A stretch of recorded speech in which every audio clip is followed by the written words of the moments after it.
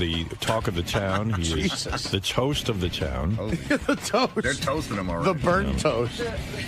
He was on the Joe Buck HBO premiere talk show, the first talk show in Joe Buck's. Joe Buck's 2 Live. Joe Buck Live. Right. You know, they're making a big deal about Artie's language on the show, and it's weird to me because, you know, they have the cat house, like prostitutes fucking guys. Yeah, but HBO's schizophrenic like that. Yeah. You know, like on certain shows you're not supposed to do it, and somehow you're supposed to know which shows are for cursing and which shows aren't. What about Sex and the City? Right. They used to, I mean, the stuff on that show offended me. But then they'll have No, it something didn't. like the Bob Costas show, which never had any cursing in it. I know, but they said, okay, I mean, they said do anything you want. Well, I think they're schizophrenic in the sense that I think Joe Buck was going for more of a Letterman-esque kind of talk show where they talk sports and hang out. And Right, because if you watched it, it was the Costas show. There was never any cursing. I do believe, though, that these guys, when they booked you on the show, you know, sort of thought that you would be a talk show guest in keeping with your Letterman appearances and your Conan appearances and stuff like that. I think they probably were really blown out by the language, but nevertheless, they should have said something. Right. They shouldn't have said "go to town." They gave me no guidelines.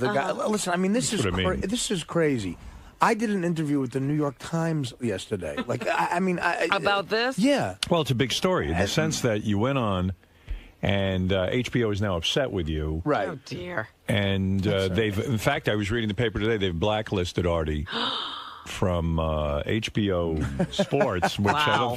I don't think. Well, geez, Artie, I'm sorry for you. I don't know how that would affect your career, but maybe it would. I don't know. Look, me blacklisted from anything could affect my career, sure. Oh, no, the HBO Sports Department's a major plank. Here's the article. HBO wipes hands of Artie. Artie Lange meet the HBO blacklist. Lange, Howard Stern's radio sidekick, is persona non grata at HBO Sports after his profanity-laced segment on Monday's premiere of Joe Buck Live. I tell you what, I never knew who Joe Buck was. Now I do. Yeah, I mean, There's something good that came out of this. Sure. He can do, he can go do as many Howard Stern shows as he likes, but he will no longer appear on HBO Sports or Joe Buck Live. HBO Sports President Ross Greenberg told the Post yesterday. Wow. Well, that's the greatest news ever. I can do as many Howard Stern shows as I want. How does Ross know that you can do as many shows as you want? When did he get to get permission to do this show? He's executive producing this show. He's the president of Hollywood. Howard, if that's true, and you make that decision, I couldn't be happier about it. We don't have any interest in his world. That's a quote from Mr. Greenberg. You have your own world. Lange appeared with actor Paul Rudd, barely. Paul Rudd didn't get a word in. But they weren't trying. Did you see them struggling for words? No, Howard, they had a good time. They went, they both loved it. If you watch it, the crowd is guffawing. Like Michael Irvin is laughing. Like, look, I'm not going to say this about a normal appearance, but I have to defend myself. Like Jimmy Kimmel texted me yesterday. He said, "Dude, that appearance was epic. They should have you back on every night." Like, you should be his sidekick. Somebody said to me there should be the Artie and Joe Buck show. Yeah, I mean, so Ross Greenberg has, I mention him a lot in this New York Times. I don't know if the New York Times thing ran at all, but he sounds like a moron. He gave me no guidelines, and he knows what I do. He read my book. He saw my stand-up. Can someone explain to him why I wouldn't do what I did on Letterman? It's CBS, it's Letterman, and quite frankly, I have a lot more respect comedically for David Letterman than I do Joe Buck. Lange, discussing his appearance on yesterday's Howard Stern show, said Greenberg told him to go nuts if the discussion flagged.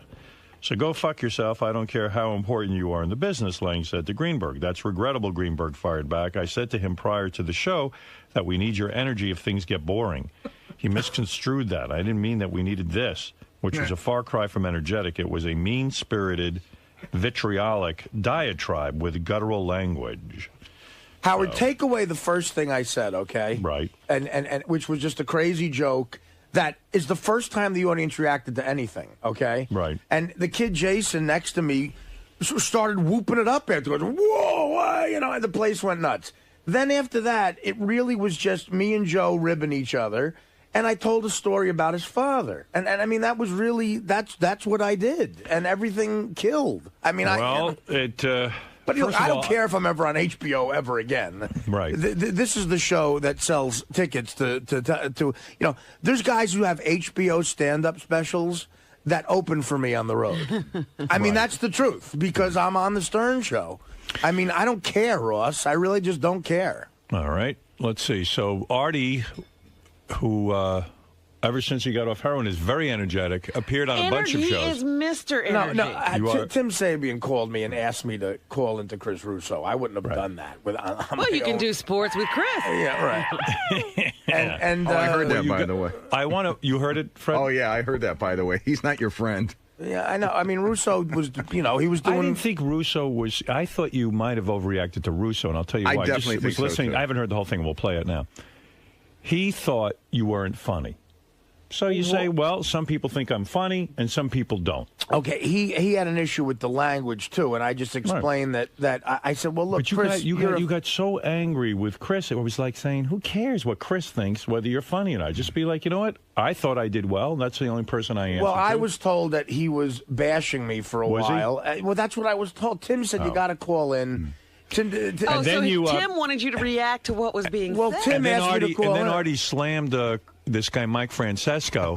Turns out Mike was defending Artie. You were on fire. Oh, dear. Well, I've been wanting to slam Francesco for a while. He gave me a bad tip on a couple of college games here. Well, that's very understandable. So, anyway, let me play you the Artie. What was Artie busy with yesterday? Yeah, page. How many shows yesterday? I'm going to get you a bunch of clips here. What page is that again, Gary? The Artie page. Artie has his own page. JD page 1. Okay. All right. Here's Artie versus Mad Dog. What about that first clip? Can I pass on that one and just get right to pass on the first clip. Okay. Here's Artie versus Mad Dog. The two of them going at it yesterday.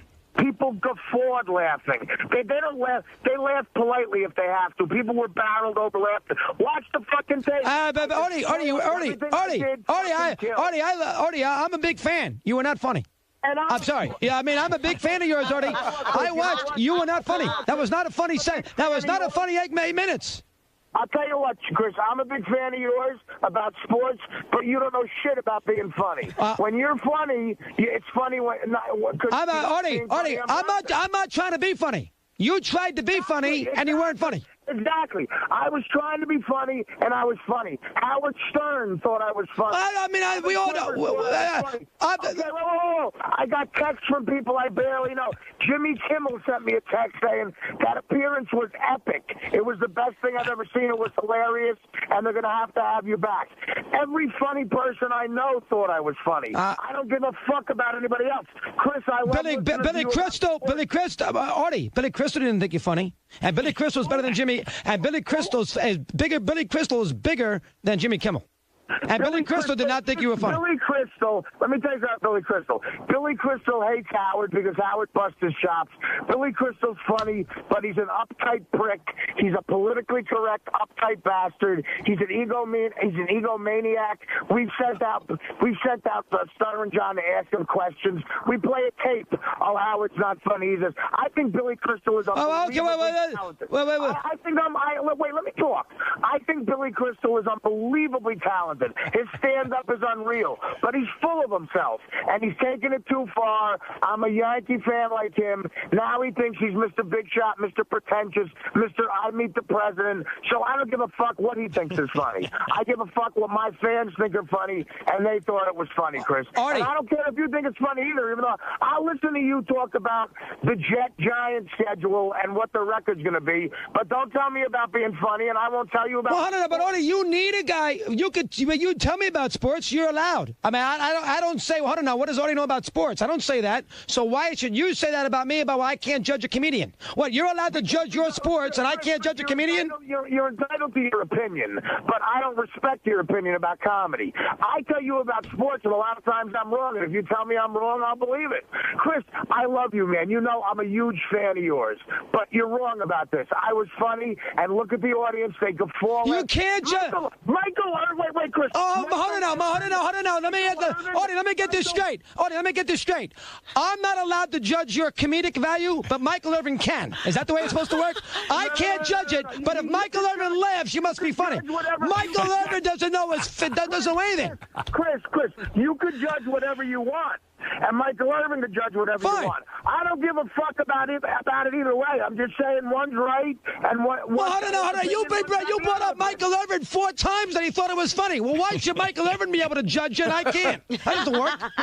Michael Irvin's not a comedian. Well, why can he's a football player. A retired one at that. He's got no credibility with comedy. Chris, you're going to let me talk? Or yes, go ahead. Got to answer the question, though. Because, Chris, I met Michael Irvin, and quite frankly, he's funnier than you are. That's how it is. You're funny, and you don't. Michael Irvin can't get a job in the media business. ESPN fired Michael Irvin. Nobody wants Michael Irvin on. You make it what? Michael Irvin's a big talent in the broadcasting field. Why the fuck was he on? Because he's a Hall of Fame wide receiver, Artie. You think he's on because he's funny? And I'm on Joe Buck Live because I'm on a Hall of Fame radio show. How's that sound, motherfucker? Well, that's different, Artie. We're not talking about forget Stern. We're talking about your appearance as far as humor is concerned and about language and about all those things. How about going on, Buck, last night and use better language and not make everybody cringe in America? And being boring and nobody cares. Would you be talking to me right now if I went on and talked like Carol Burnett for fucking an hour or some other fucking jerk-off you think is funny like Bob Hope? You're talking to me right now because of what I did. Is Bob Uecker funny? Is Bob Uecker funny? Yeah, Bob Uecker funny? I think Bob Uecker's hilarious. Okay, does Bob Uecker use bad language? Off the air. No. In his jokes, does he use bad language, Artie? The answer is no. What the hell is he talking about?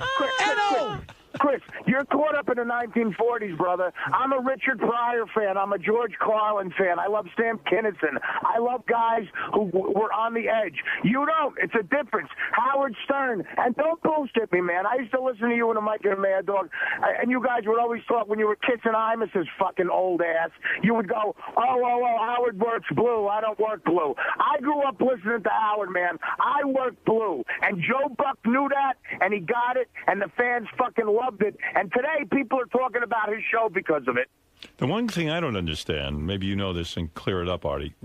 When did Billy Crystal comment on Artie's appearance? I don't know. Never. Russo seems to be aware of something no one else. Maybe they had a personal conversation. Are they close, Billy Crystal and Mad Dog? I have no idea. Howard. That is so funny. Howard, listen. I got more, by the way. I know, but listen, I am a fan of Russo because he's real. He's really a geek. I mentioned Norm Macdonald to him, and he said, the guy on Cheers, Norm. No. You know what I mean? So he doesn't know anything about outside of sports or modern day stuff. It wasn't his cup of tea. Right, exactly. But he was yelling at me too, Howard. I mean, I was yelling back. Michael Irvin thought it was funny. He did. That was fun. Chris is a funny guy. He is funny. When he starts yelling, he's just funny. I love when two guys argue over whether they were funny or not. It's the best. I mean, I've gotten caught up in that crap. Was the best. He's a football player. Yeah. Well, listen, I mean, exactly. Well, whoever's in the audience, when you're a comic, you're just happy anyone's laughing, man, you know. It seems like you're getting caught up lately in a lot of fights with people, a lot of agitation. I'm worried about you, honestly. Honestly, Howard, I'm fine. I really am. But people are fucking with me.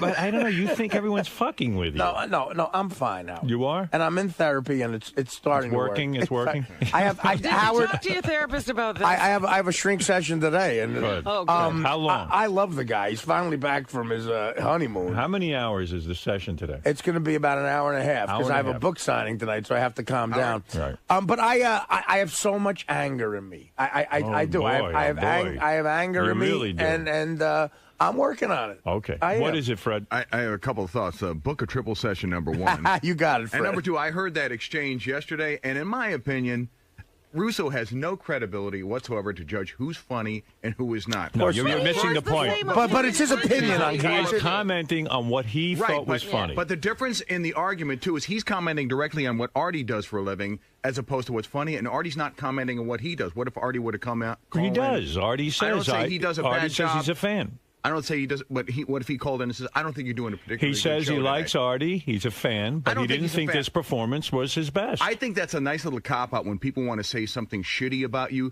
They preamble it with, I agree. You know, I'm a fan, but... He sounds like that guy, Mark Krisky. Look, Howard, I he was gave on... his opinion. Right. Quite frankly, who cares what Mad Dog's opinion I agree with is? it. But Artie did his thing. I just want to and, say one thing. Also, his opinion is colored because his favorite comedian is Carol O'Connor. Yeah. And that's not even a joke. Well, I mean, you know, Carol O'Connor is a great And the actor, second but point- exactly, he doesn't know what he's talking And the about. second point, I Yeah. listened long after Artie had his meltdown on the air, and he admitted, I believe he admitted he didn't even see it. Oh, so then how can he claim it? You know what? That's the beauty of He Chris. did not see the show. Mad Dog didn't see the. He did not did he watch see. the performance on YouTube or something? No, he maybe not. He either watched it on YouTube or he heard the tapes. Or Billy Crystal called He him. did not see the show. Billy And Crystal called him from the movie and Chris, set. I'll apologize ahead of time, but I believe it was about maybe a half hour, an hour afterwards you admitted you didn't see the show. I just like that Billy Crystal is discussing this with Mad Dog. It would have been nice if Billy Crystal could have said it in his own words. Hey, Howard. Yes.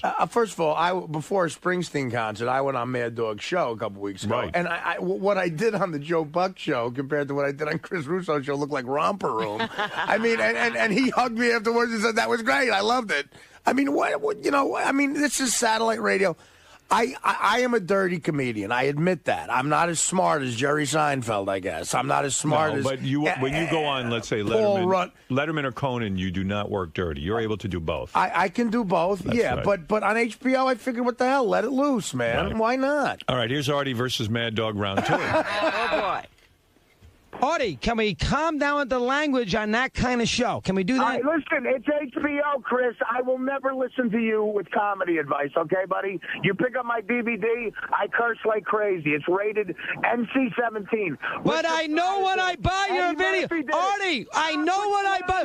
I'm not going to your fucking kid's 8th birthday party. Well, what am I supposed to do? Turn off HBO? I know if I buy your video, I know what I'm getting. I know when I sit there and buy your book, I know what I'm getting. It's HBO. Artie Lange on HBO. What do you think? You're going to hear me do a psalm from the Bible? You got to be. Are you that stupid? You can't calm down. Artie, you can't calm down.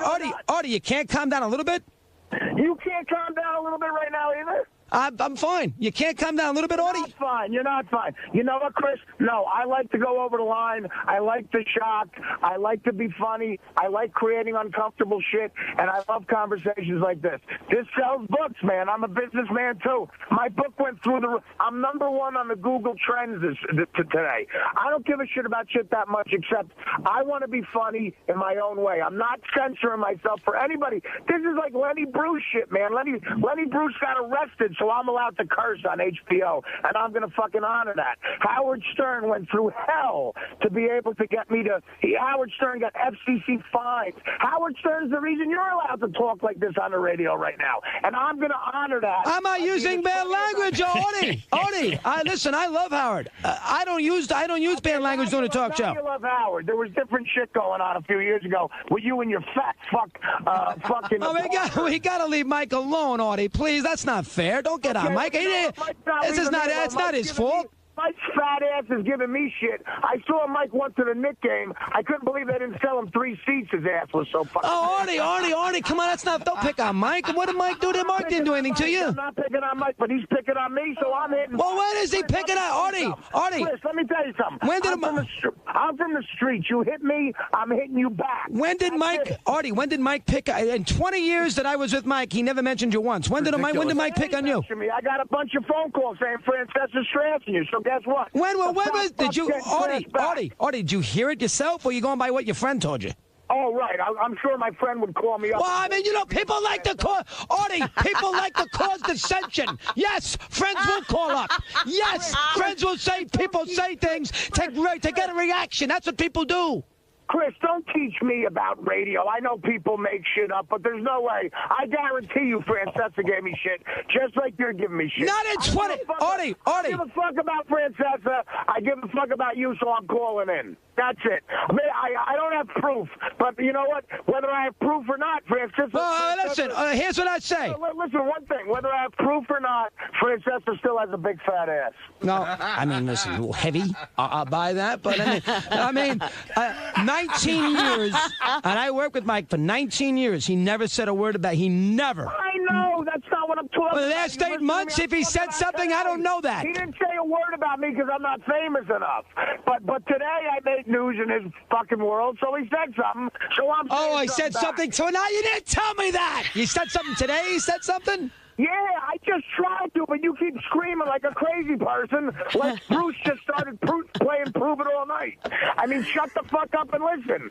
Francesca trashed me today, so I'm trashing him back. I didn't realize. Well, you didn't say. I didn't hear you say. Nobody heard you say today. I thought you meant over the years. Because you're screaming too loud like a fucking broad. Calm down.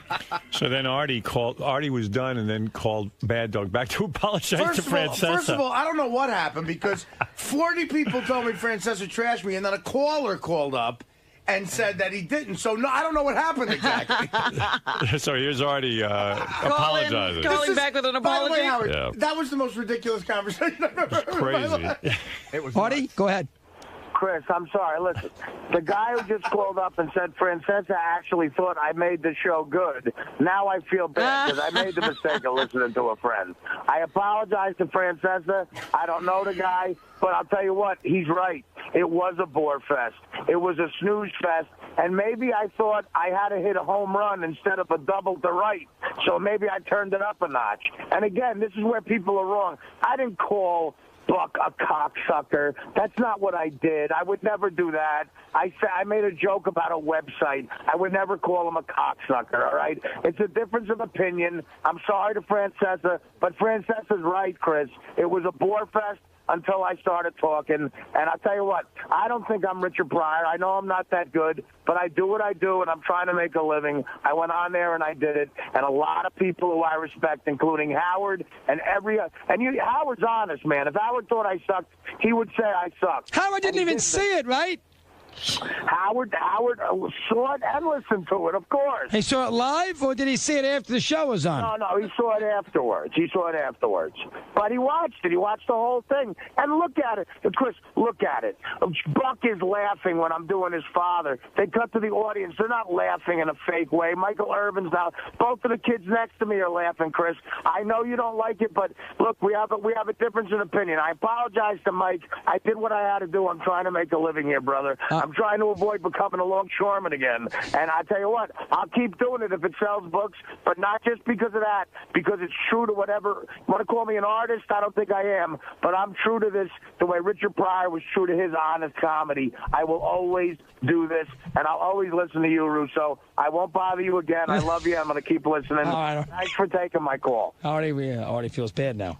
Artie was feeling bad, and is it true Mike Francesco really had to buy 3 seats at the stadium? Well, it's expensive, too. Right. Like $2,000 a seat.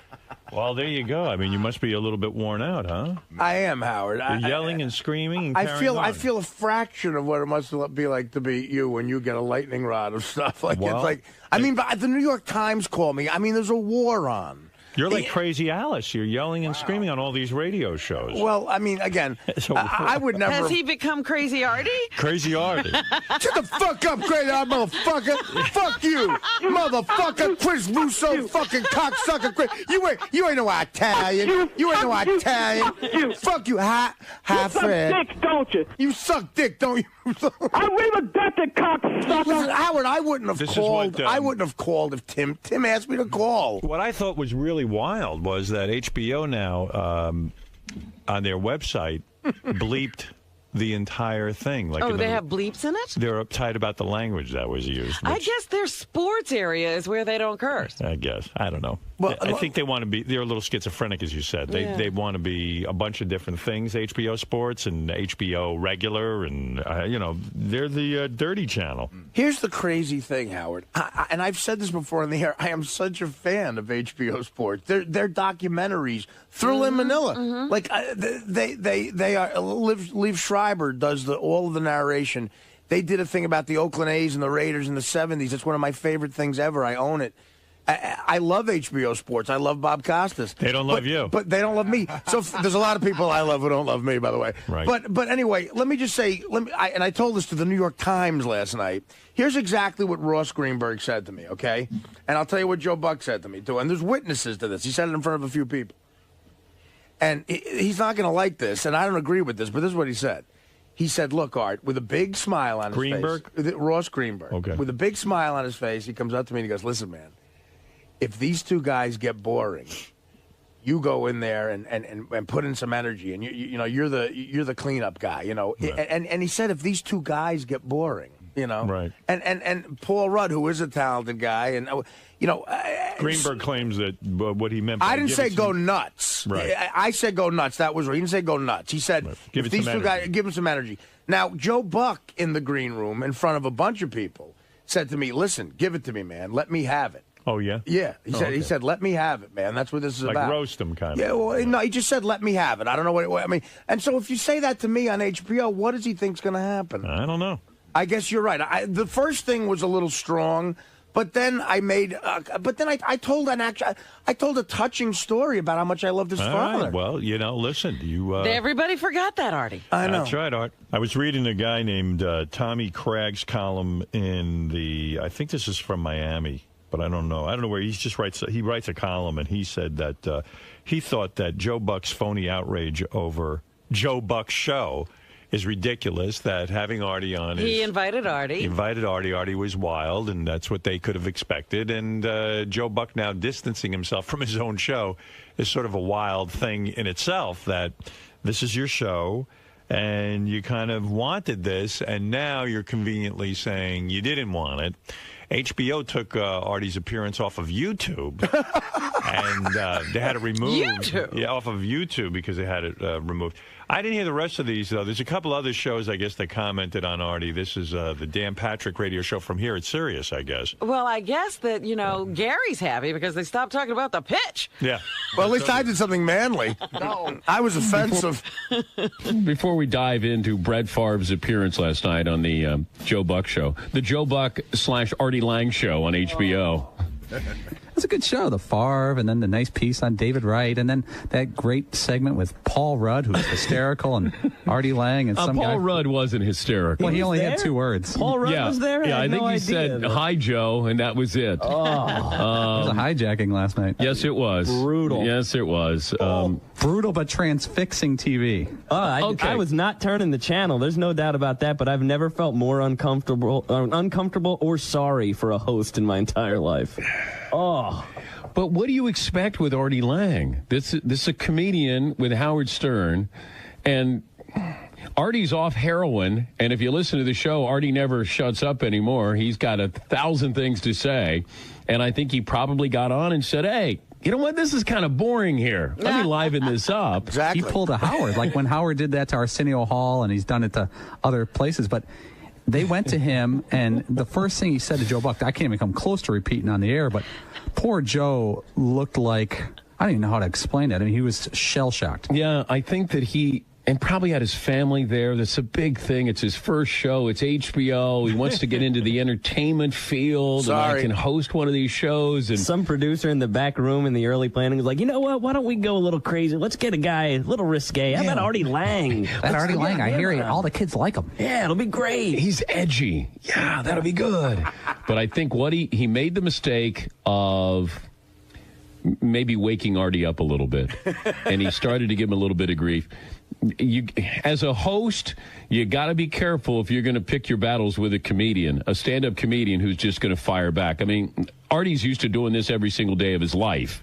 And I think that's where Joe found out, especially the websites that Joe apparently goes. Joe's 10 and 15-year-old sons, by the way, were in the audience. Oh, dear. Yeah. I wasn't told that. Oh, dear. Why would that have mattered? Well, you know what? You know Maybe. what? They're a little less innocent today. Artie Lange, you would have thought that he went on kicking and screaming, like he didn't want to go on the show. That's the feeling I got. It's like, I don't want to be here.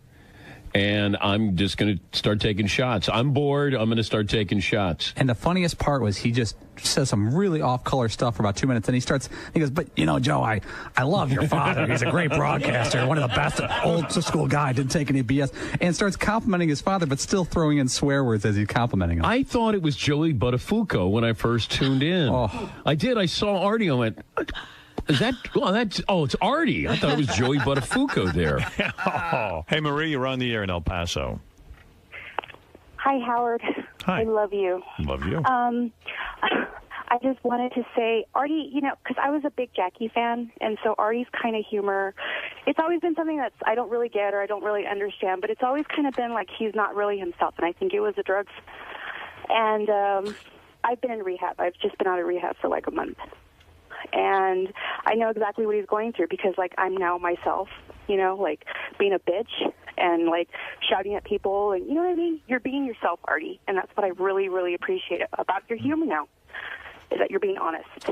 And that's what makes it really funny. Okay. No, I guess. I guess she likes you. That was a weird turn, but thank you, sweetie. She back into it. I wonder how many times HBO will rerun this disgraceful episode. Right. I don't know. It sounds like you know, they're bleeping it, but it is on their website. It's still there. I know it's bleeped somewhere. Some people write me letters now about this whole thing, and can I say something I'm trying else? to understand it, and I think somewhere it's bleeped, and YouTube took it off.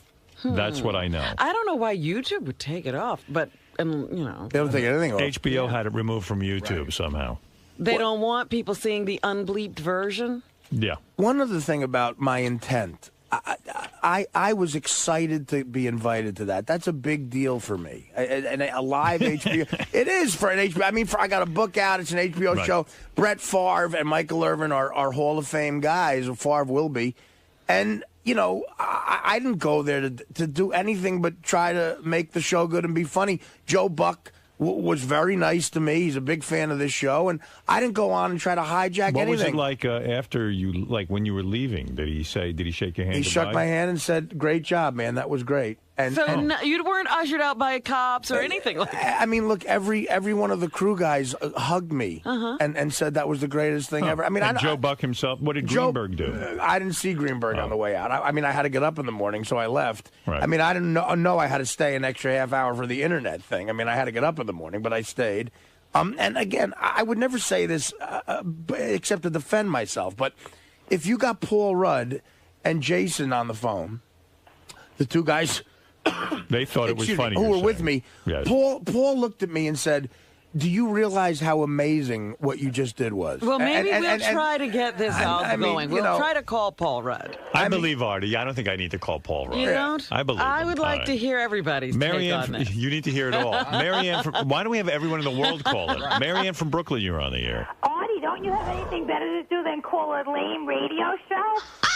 What do you mean? He's promoting a book. He's calling Mike and all these shows. Like No, he called Mad Dog because Mad Dog to promote his book. Tim asked him to do it. Oh, but Howard, Yes. can I ask you something? Do you think that Artie using your name like Howard said it throughout this whole thing, are you upset about that, or it doesn't really matter to you? No, Artie works with me, and he's quoting things that I said. I said I thought it was funny. No, I'm talking about on the shows. Like he says, Artie's my boss, and Howard's my boss, and I'm only going to listen to Howard, and I only listen to the great Howard. You know, that's what he keeps saying, almost like you're his father figure, and he's got to put it out there like you have to protect him. No, I think it's a way of him saying that he works with me and respects my opinion. Well, that's nice. I have to say one more thing. It's not such a big deal, Artie. Life goes on, you know what? And you should just, like, chill out because you're trying to be in, you know, rehab and stuff. So everybody does have a life, so we should all move on. Love you, Howard. All right, Marianne. I am chill. I'm very calm. This It's a lot in the internet and stuff, and it seems like that man you're talking about, he said that he really wanted to kick you off, but because he promoted it so much, he wasn't going to do that, and that you were supposed to give energy and not that kind of raunchy, crazy behavior, because I think the reason... All right, very interesting. David, go ahead. You're on in Toronto. I just want to tell Artie, he's like a road that's been paved twice. Retard. You are less Italian than you are funny. I think you should concentrate on that. And the title of your new book, if you understand Italian, should be Ciabatta. It means fat little fuck. Well, not an Artie fan. I don't understand what he sounds more said. like I think this is Mr. Greenberg on the phone. He did a great joke. You hear him? A paved road retard. Retard. Yeah, no, I just, that was a good one. Talking, That's funny, man. Can I use that one? Howard's my boss. Yeah, you right. can use that one. Thanks, buddy. You can use that one, and maybe you'll get a laugh. Right. I never get laughs. People laugh because they're I never get laughs. Doesn't mean you're funny. Oh, okay. What would mean you're funny? People not laughing? No, it would mean people laughing because you said something that was actually humorous, not belligerent.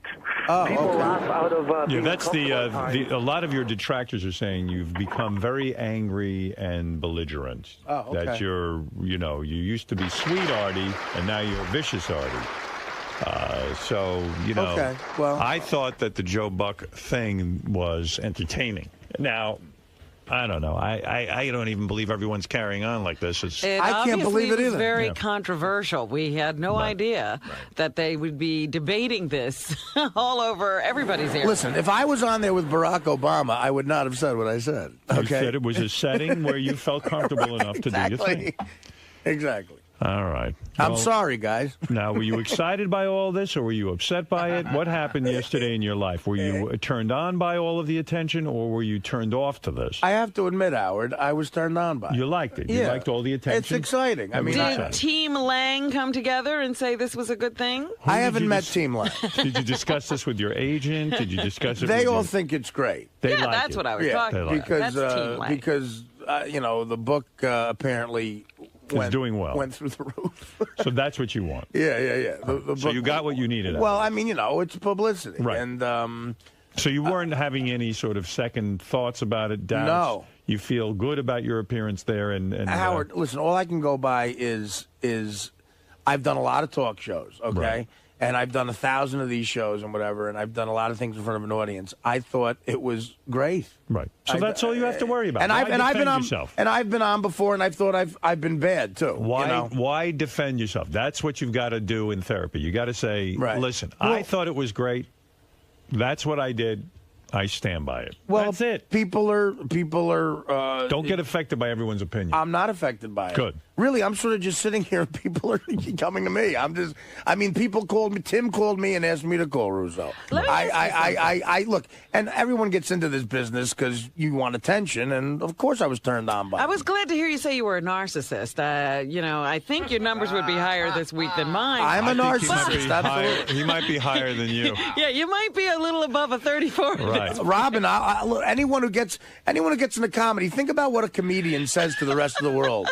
Look, guys, I don't only think I'm interesting and funny. I think people will pay to fucking hear me. I mean, of course I'm a narcissist. But I was going to ask you something. You would never go to your therapist to evaluate a performance, would you?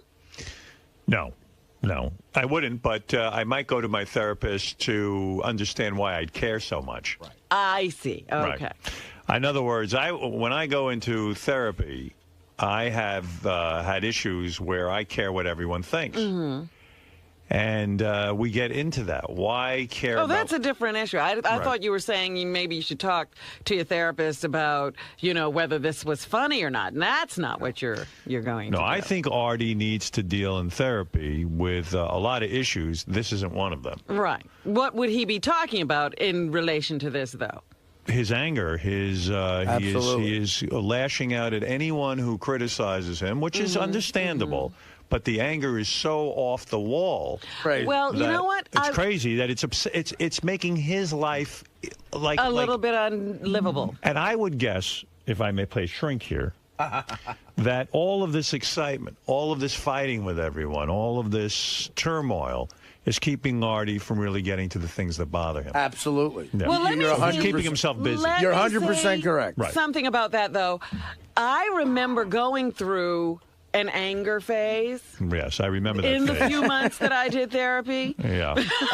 And then cured yourself. Before I quit. Right. Before you declared you were cured. Yes. And that's one thing that happens. A lot of your unexpressed anger just rises to the surface, and it is a little bit uncontrollable at the beginning. Oh, it's horrible. And what is that famous quote by Richard Nixon, like, your enemies only win if you get mad, because then you destroy yourself. You know? Look, Howard's right. I have anger in me that's tremendous, and it's about a bunch of things. And thank God I found a therapist that I like. Like I really like. I call him on the phone when I can't see him. If I'm on the road. So I'm working on it, man. I believe that you need to be in therapy 5 days a week for now. Okay. Now, I'm not making a joke. I don't understand. Is it structured therapy? What are we talking about? It's a psychotherapy, I believe, that Artie is involved with. It's intense. And it's... But is it structured? Like we see each other on this day at this hour? It's twice a week based on his schedule and mine. Based on...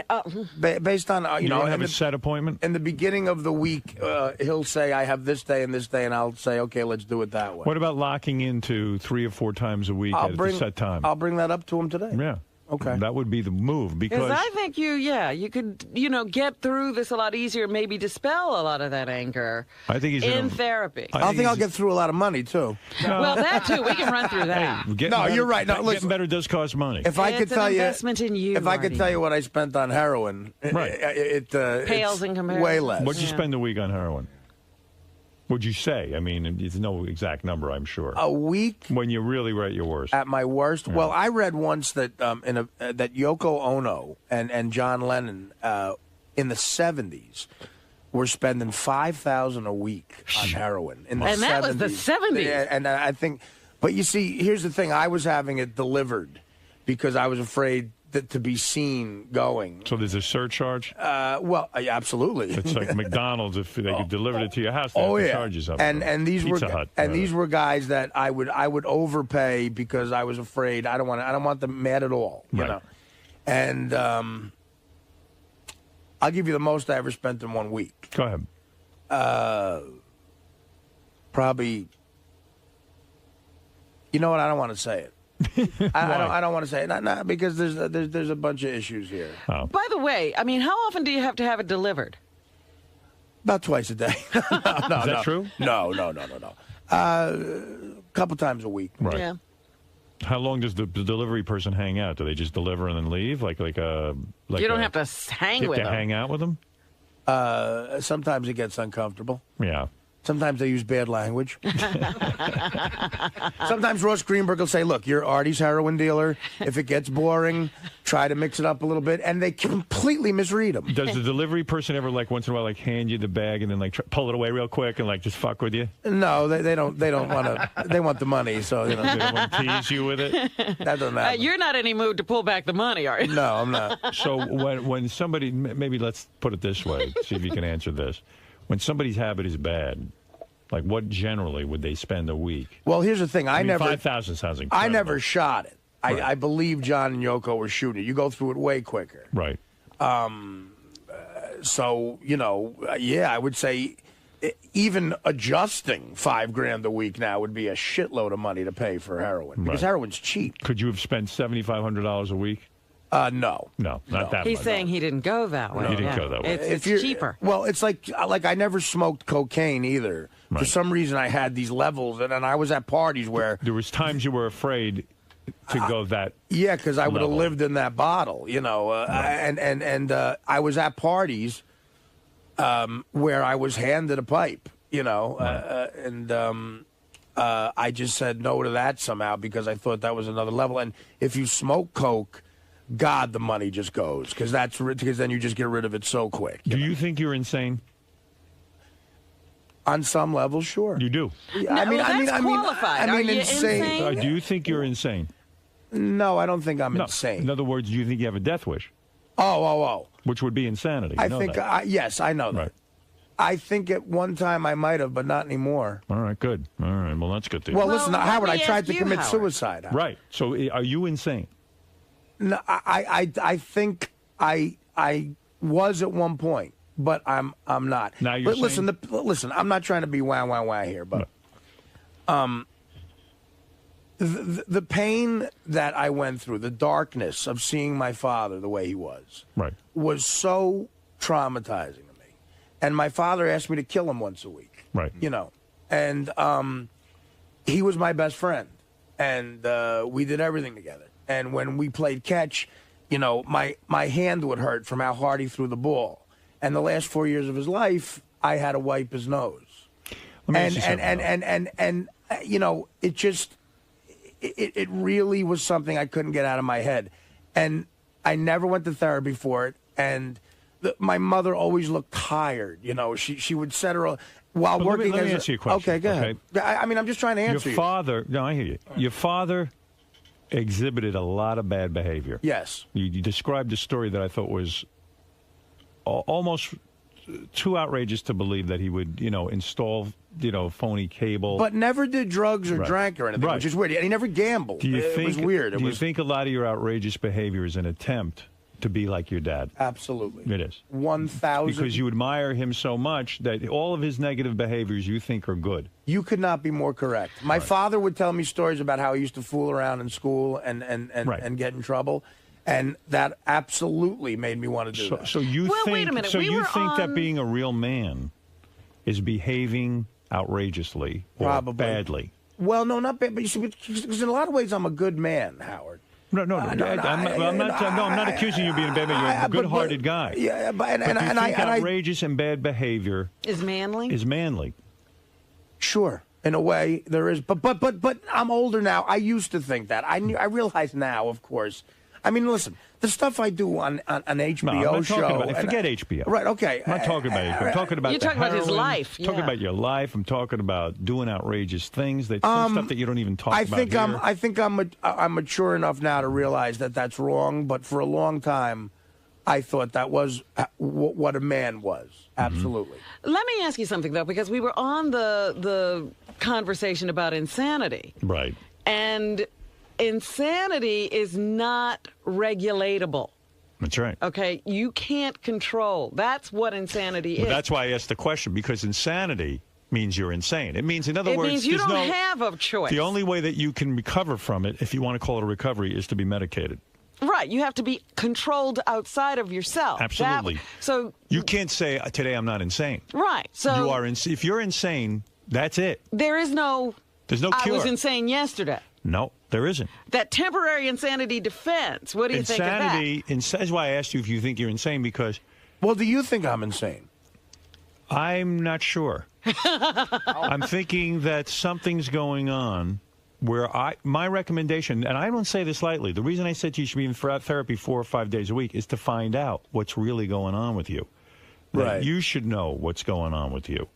Right. In other words, you're an older guy with the heroin and stuff. That's dangerous stuff. I mean, you're playing with fire. I understand. And I love you, and I don't want to see anything bad happen to you. I really mean that from the bottom of my heart. I know you do, Howard. So the thing is that if you are insane, let's assume you are, they can medicate you.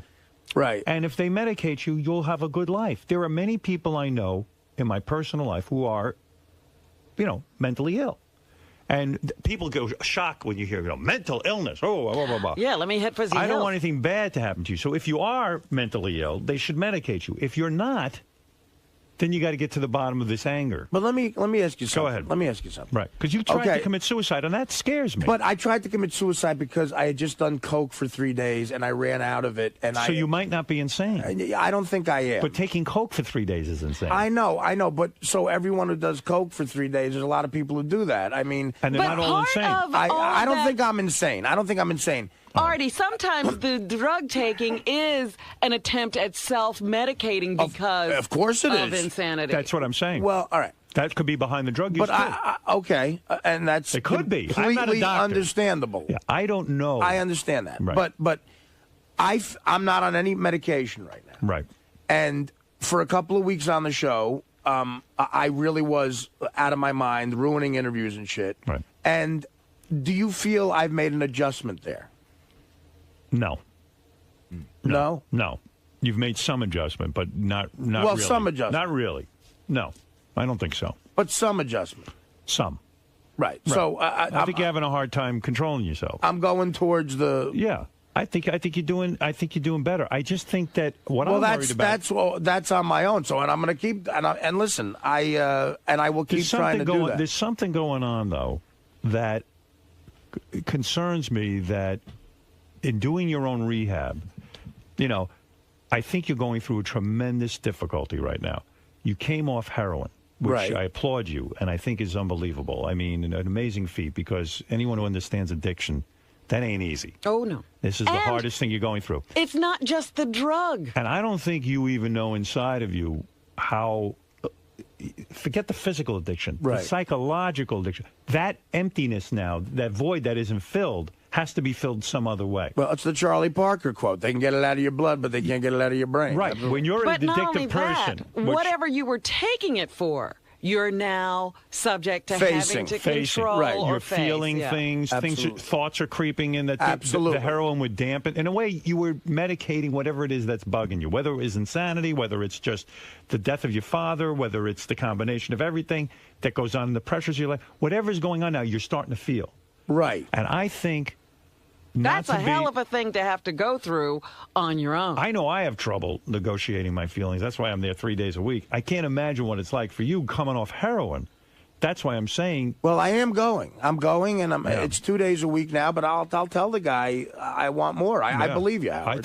I'm telling you, I think that I'm worried because, listen, you're a dear friend. But aside from working with you, forget the work. I'm talking about you're a good-hearted human being and a good man and a funny guy and a talented guy. And I think that this is a lot of pressure you're going through right now. It is. I recognize that. Thank you. But you got to get assistance. I mean, you got to find out what's going on inside of you because no one can do that on their own. Very few people, so, unless you're, so self-evolved that you can figure out what's going on. And I'm not. And I'm not either. So I'm not trying to set myself as an expert. Yeah, and there are some people who it's just a drug thing, and they just get off the drugs, and they're fine. But if the drug was something to cover up something else. Sure it was. That's the hard part. Yeah. You see, let me tell you something. Well, this is why I enjoy therapy now, and it's working. Just this conversation makes me feel better. Right. It does, and I appreciate it. Right. Well, because people care about because it's with people I respect. Right. Okay, and I respect this guy a lot. Good. And God is he a wise soul. And but here's the other thing. You also tend to turn everybody into either they're the greatest or the shittiest. Worst. All right. He's a man. I understand. He's got expertise in this area. Right. He's going to sit with you. Some days you're going to hate him. Some days you're going to love him. Right. But he knows what he's doing. I know the guy's credentials. Yes. I was involved with that. I know the guy's address. He better know what he's doing. Right. He better because there's a lot of money going on. Yeah, but as I said when you were first talking about it, it's a commitment you have to make to go through the rough patches and this lovely honeymoon. Right, this is a honeymoon phase. On here. I went to my psychiatrist and I said, I can't fucking stand this anymore. I don't want to be here. I want to get out. And by the end of the session, I felt great. So it was like, you're always going to have those feelings you want to get away from therapy. Right. I just say, look, who the hell knows what's going on? You've had a volatile past, the horror of your father, as you point out, and who knows what else went on there. You might have blocked out a lot of shit that you don't even know really what went on. Well, I mean, I can tell you for one thing, I was never abused in any way. Oh, no. That does nothing. I mean, I know. I'm just saying. Me neither. I mean, look at us. Who's going to abuse us? No one's attracted to it. Abuse comes in many colors. Believe me, I wish someone would have abused me. No, I'm just saying. I just paid attention. And anybody can formulate an opinion on what you just said. I just want to make sure I was not abused. I'm not talking about abuse. Right. I understand. And you're right. If anything, my abuse was people ignored me because of the way that I was looked. terrible for you. Right. I wish someone would have touched me inappropriately. I want to be abused. So anyway, listen. Right. This is a topic for off the air, but the fact of the matter is... So let's do it on. Let's do it on. No. What I'm saying so much better on. No, I appreciate even this episode with Joe Buck, right? While I believe it was, television for me, anything goes. I'm not uptight. But I have a feeling even this weighs on you more heavily than you even know. That this is a lot of attention all of a sudden. It is. And there's a lot of pressure in it. Even the way, like, you're trying to convince this sports guy that you are funny. Mad Dog. You're convincing the Mad Dog. Yeah, you're caught I'm turning into the Mad Dog. You're caught up in a lot here, and there's a lot going on top of which you're running around the country promoting this book, doing stand-up. It's a crazy month and you just got off heroin. So... It's nuts. I'm saying this whole schedule sounds crazy to me. Everything about this sounds crazy to me. Right. Is what I'm saying to you. And, there's got to be time also to just sit down, relax, get in touch with your thoughts. You're right. And really focus on yourself. Yeah. I mean, I don't see that happening here. I see a lot of busyness to keep you busy, to keep you off of the heroin. Off of Artie. Yeah. Keep you away from it. keep you off Artie, keep you off heroin, keep you off whatever the fuck it is. Right. There's a lot of running around. There's a lot of energy going on here. And I'm just, a lot of distractions is what they call it. And I hope the psychiatrist will sit with you and try and sort of say, hey, Artie, slow down. Learn to say no to a few things. Well, that's what he said. He goes, because I called him from L.A., and he's like, where are you going? Like, I told him my schedule. Right. And up until July 1st, it is crazy. And even with this show, it's like not everything has to happen at once. Like I always say to Artie, this is a long haul. We have another year and a half. Let's slow it down. Let's just take it easy. There's a lot of panic and pressure here going on. And I worry about you. And I've said this to you off the air, and I'll say it to you on the air. You're a friend, a dear friend. You're a good-hearted man. And I hope the audience doesn't forget that because, you know, a lot of people are saying they hear Artie's anger. They hear he's vicious right now. You're a good guy. You're a good-hearted soul. And I know that about you. But I'm hoping and praying that you do take some time for yourself. Sit down. Yeah, okay, so you don't go away and do stand-up for a week, and it's going to cost you money for not doing stand-up, but who cares? I'd rather you spend the money. Go to a shrink, and sit there and talk about yourself, even till you're sick of talking about yourself, till you break through, until you get to understand what's going on, and let him understand who you are. Right. Because if the theory is that you're insane, good, get medicated. That's easy. That they can fix. If it's not insanity that you're doing this to yourself. Howard makes this all. Not everybody is capable of dealing with the medication either. That's right. It's not that easy. No, what I'm saying is this is complicated. So what I'm saying is, I don't think Artie's insane. I don't either. But I'm saying is, go get if I was insane, Howard, I don't think you'd keep me here. I mean, you don't know that for sure, Artie. I've seen him hire insane people. Yeah, but you know what? I'm sitting 2 feet from him every day. They couldn't keep the job. Insane people, listen. Right. I'm being dramatic for purposes on the air, but the fact of the matter is, we don't know what's going on inside of you, nor do you. You know what? You're right. I don't know what's going on inside of me. That's what's scary. I'm having somebody diagnose me and help me. And you know what? And for years, I pushed that away, and now I'm embracing it. All right. There you go. And it's a lot of credit goes to you for that, man, and I appreciate it. You found the guy, and I love the guy. Well, Artie, as important as all of this is. Yeah, but the one thing I would like to say is, because I much like Artie, I am fascinated by people who are out of control, because he's always talking about, his hero, Keith Richards and John Belushi, and, every hero he has, Charlie Parker, they're all crazy. And they were literally insane. That's right. And I was watching that Hunter S. Thompson thing, or Thomas, whatever his name Hunter was. S. Thompson. Fear and Loathing in Las Vegas. Well, I wasn't watching that. I was watching a documentary about him. Yeah. And the man's brilliant, but he's in pain every day of his life. And he's taking these drugs to try to get out of his own head. And eventually, it took a long time, but he eventually killed himself. And it was like, that's what I worry about with Artie, is the darkness. That's right. That severe. Well, that's why it has to be diagnosed. Well, and you can't get diagnosed in a day on something like that. So Hunter S. Thompson, I believe, blew his head off at the age of 60 because that's the exact age Hemingway did. I think he said Hemingway blew his head off when he was 60, and that's what I'm going to do. Believe me, guys, I promise you, I'm not in that place. I'm not there. All right. I'm not. That's there. good. I'm far from it, as a matter of fact.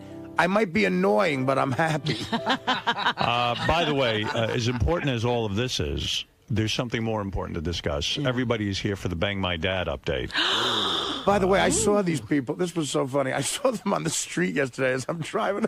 The 2 daughters and the father, and he had a smile on his face. Yeah, well, we'll find out what happened right after this. Let's take a break. Everybody calm down. Wow, that was a rough hour, man. Well, listen, you're the toast of the town. You're the man of the hour. I don't even care about that shit. I mean, I appreciate the last 10 minutes here, but... I promise you, I'm doing better, and I'm working on everything really hard because I want to be alive forever now. Yes. And I got a second chance. The doctor told me I'm lucky to be healthy. I always thought I was going to die from health issues, and he said, no, if you can control your anger and stuff and not destroy yourself, you'll be around for a long time. You might actually live. And I want to live for a long time. Well, that's good news. All right. Not to everybody on the Stern Fan Network, but I do want to live for a long time. Right. The Stern Fan Network wants everyone dead. It is weird that it's getting this much attention, though. I mean, Joe Buck, if he pretends to be upset about this, I really think it's stupid. But again, I don't want to show any anger. There was one line in that whole thing, and it happened to be the very first line, Right, that maybe Artie would take back or change it, make it a little less... I wouldn't take it back because it got a reaction. But Scott's right. It was strong, but if you take that line out, I don't think there's that much of a deal right now. Yeah, but I mean, look, I said the jizz line during the internet part. Well, that's internet. Maybe we're desensitized because where we were, but I tell you, we all fucking laughed. And everyone in the crowd was laughing. Yeah. I mean, did you hear me bomb? I didn't bomb. You know? No. You know, Ross Greenberg did not return our phone call. Of course not. Ross Greenberg, I don't think is operating on a ton of brain power. Oh, you had your physical? No, just preliminary? Yeah, I got this really nice woman came by and took my blood at 5 o'clock in the morning. Otherwise, I would have had a fast all day.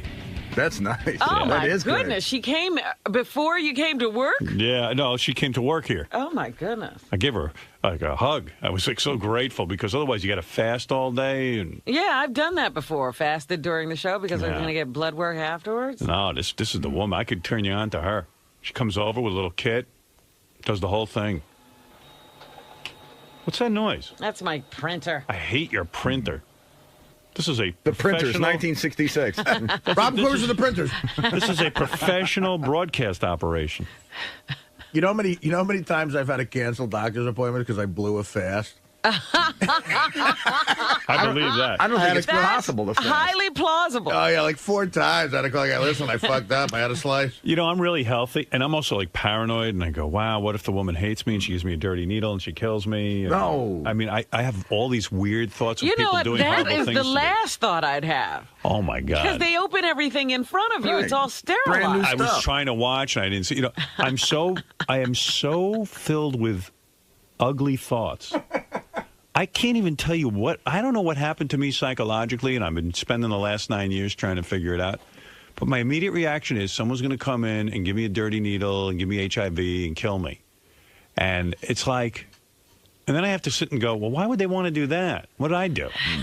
And then I'm on trial. And then I'm. How could you seriously wonder where that comes from when all those tragic stories your parents Is that what it is? I see the world as a horrible, scary place where people do horrible and things. bad stuff happens to you and your family. I know, because my mother used to say, see, I got into that in my mother used to say, one of my philosophies as a mother is that I want my children to be fearless.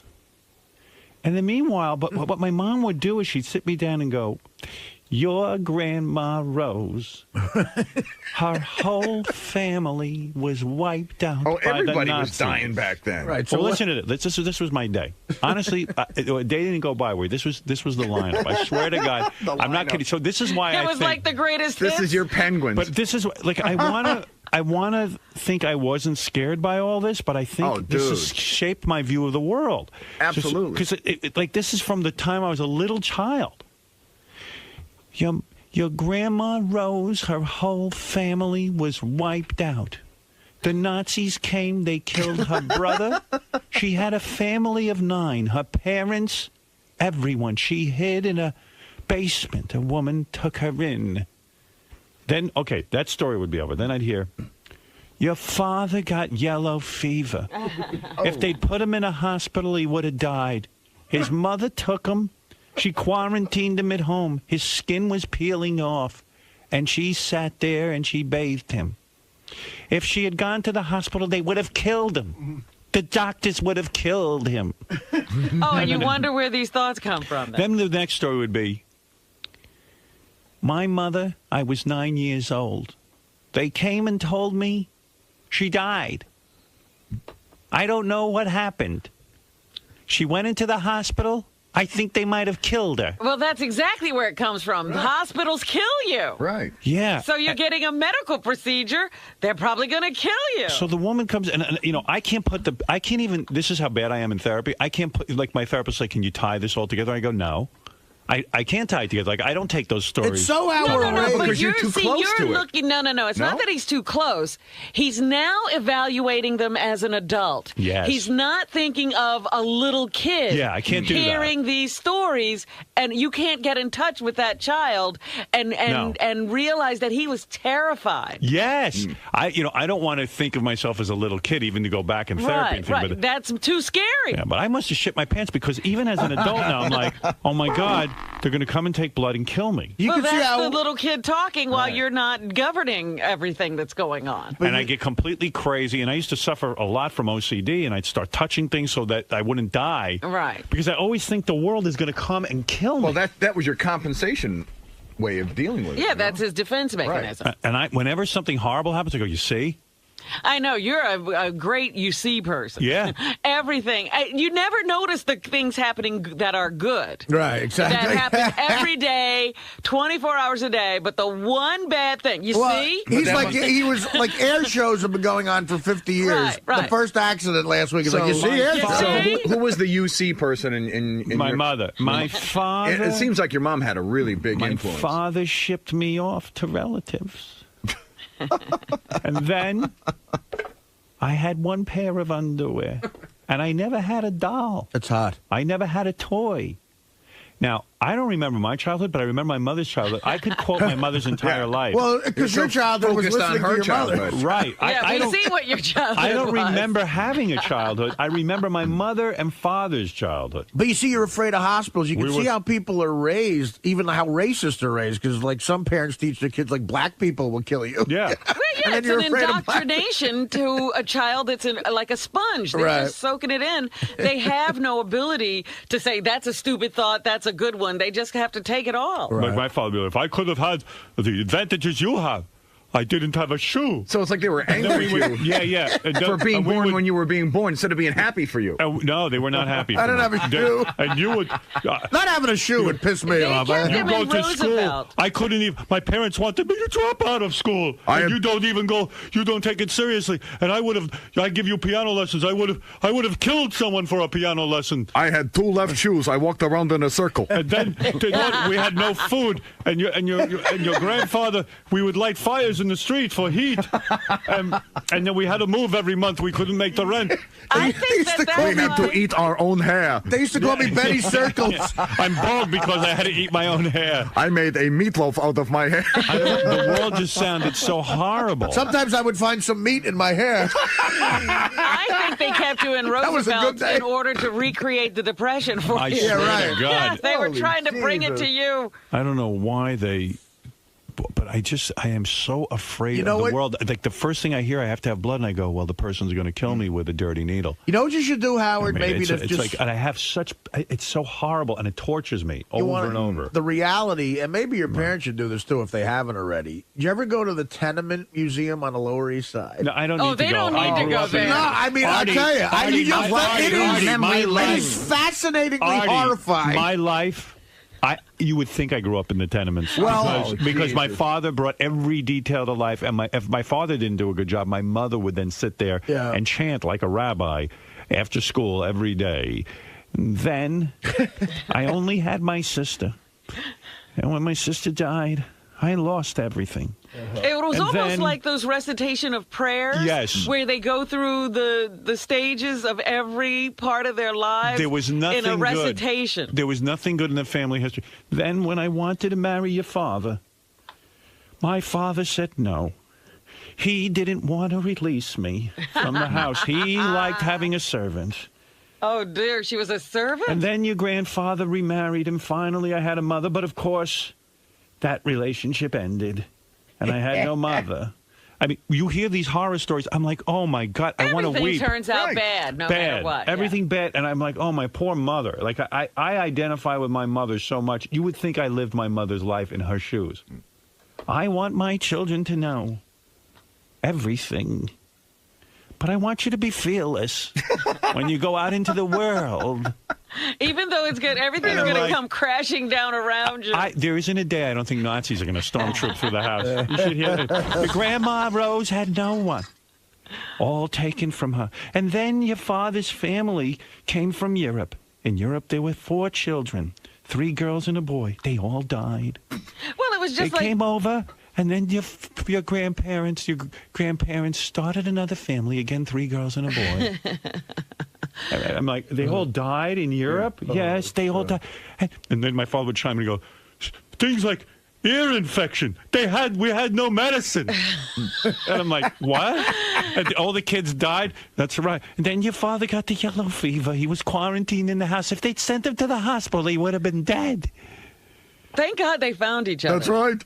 I'm like, oh Two my God. Two people who could share the misery. I got to tell you something. I live in a world filled with fear. But you know what? Yesterday, when you brought up you were talking about some charity thing for the Reeves Foundation. Yes. And then the Reeves Foundation.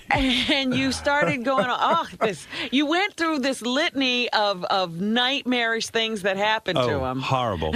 Horrible. As if nothing good ever happened. Nothing. To people. Nothing. I don't see the good. All I know is I had to give blood, which was great, and this beautiful woman comes over today and does it, makes it convenient for me, and she's killing me, in my mind. Right. She in my came mind. early just to kill you. Right, and she's such a lovely woman. Like She's the angel of death. You're right. All doctors are bad. Your father and I, look, we had hard lives, but I don't want you to live in fear.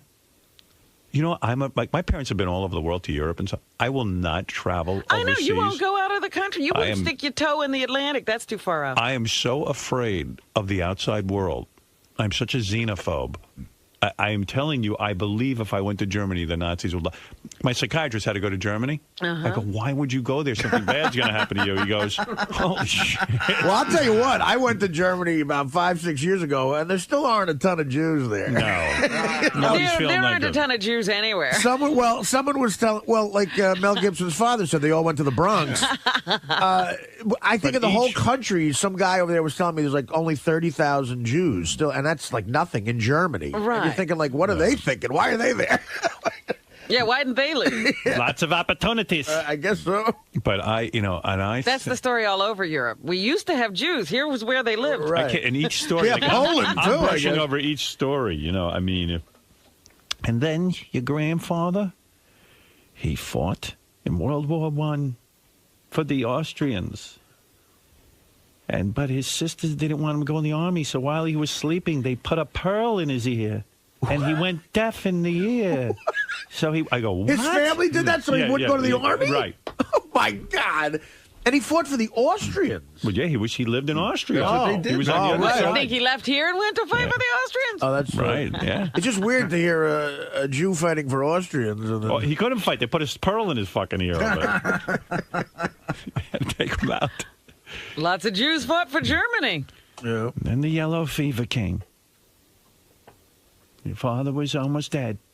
His mother. And she doesn't even know that. She's created a whole fantasy about that for you. And then she'll go, no, then she didn't know anything. Everything's unclear. It was like, and then your grandmother, she loved you so much.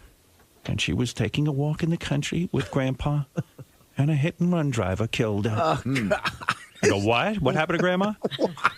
She was taking a nice walk. The driver didn't even stop. No one cared. They were poor people. No one cared. Murdered. Killed. What? Now go to sleep.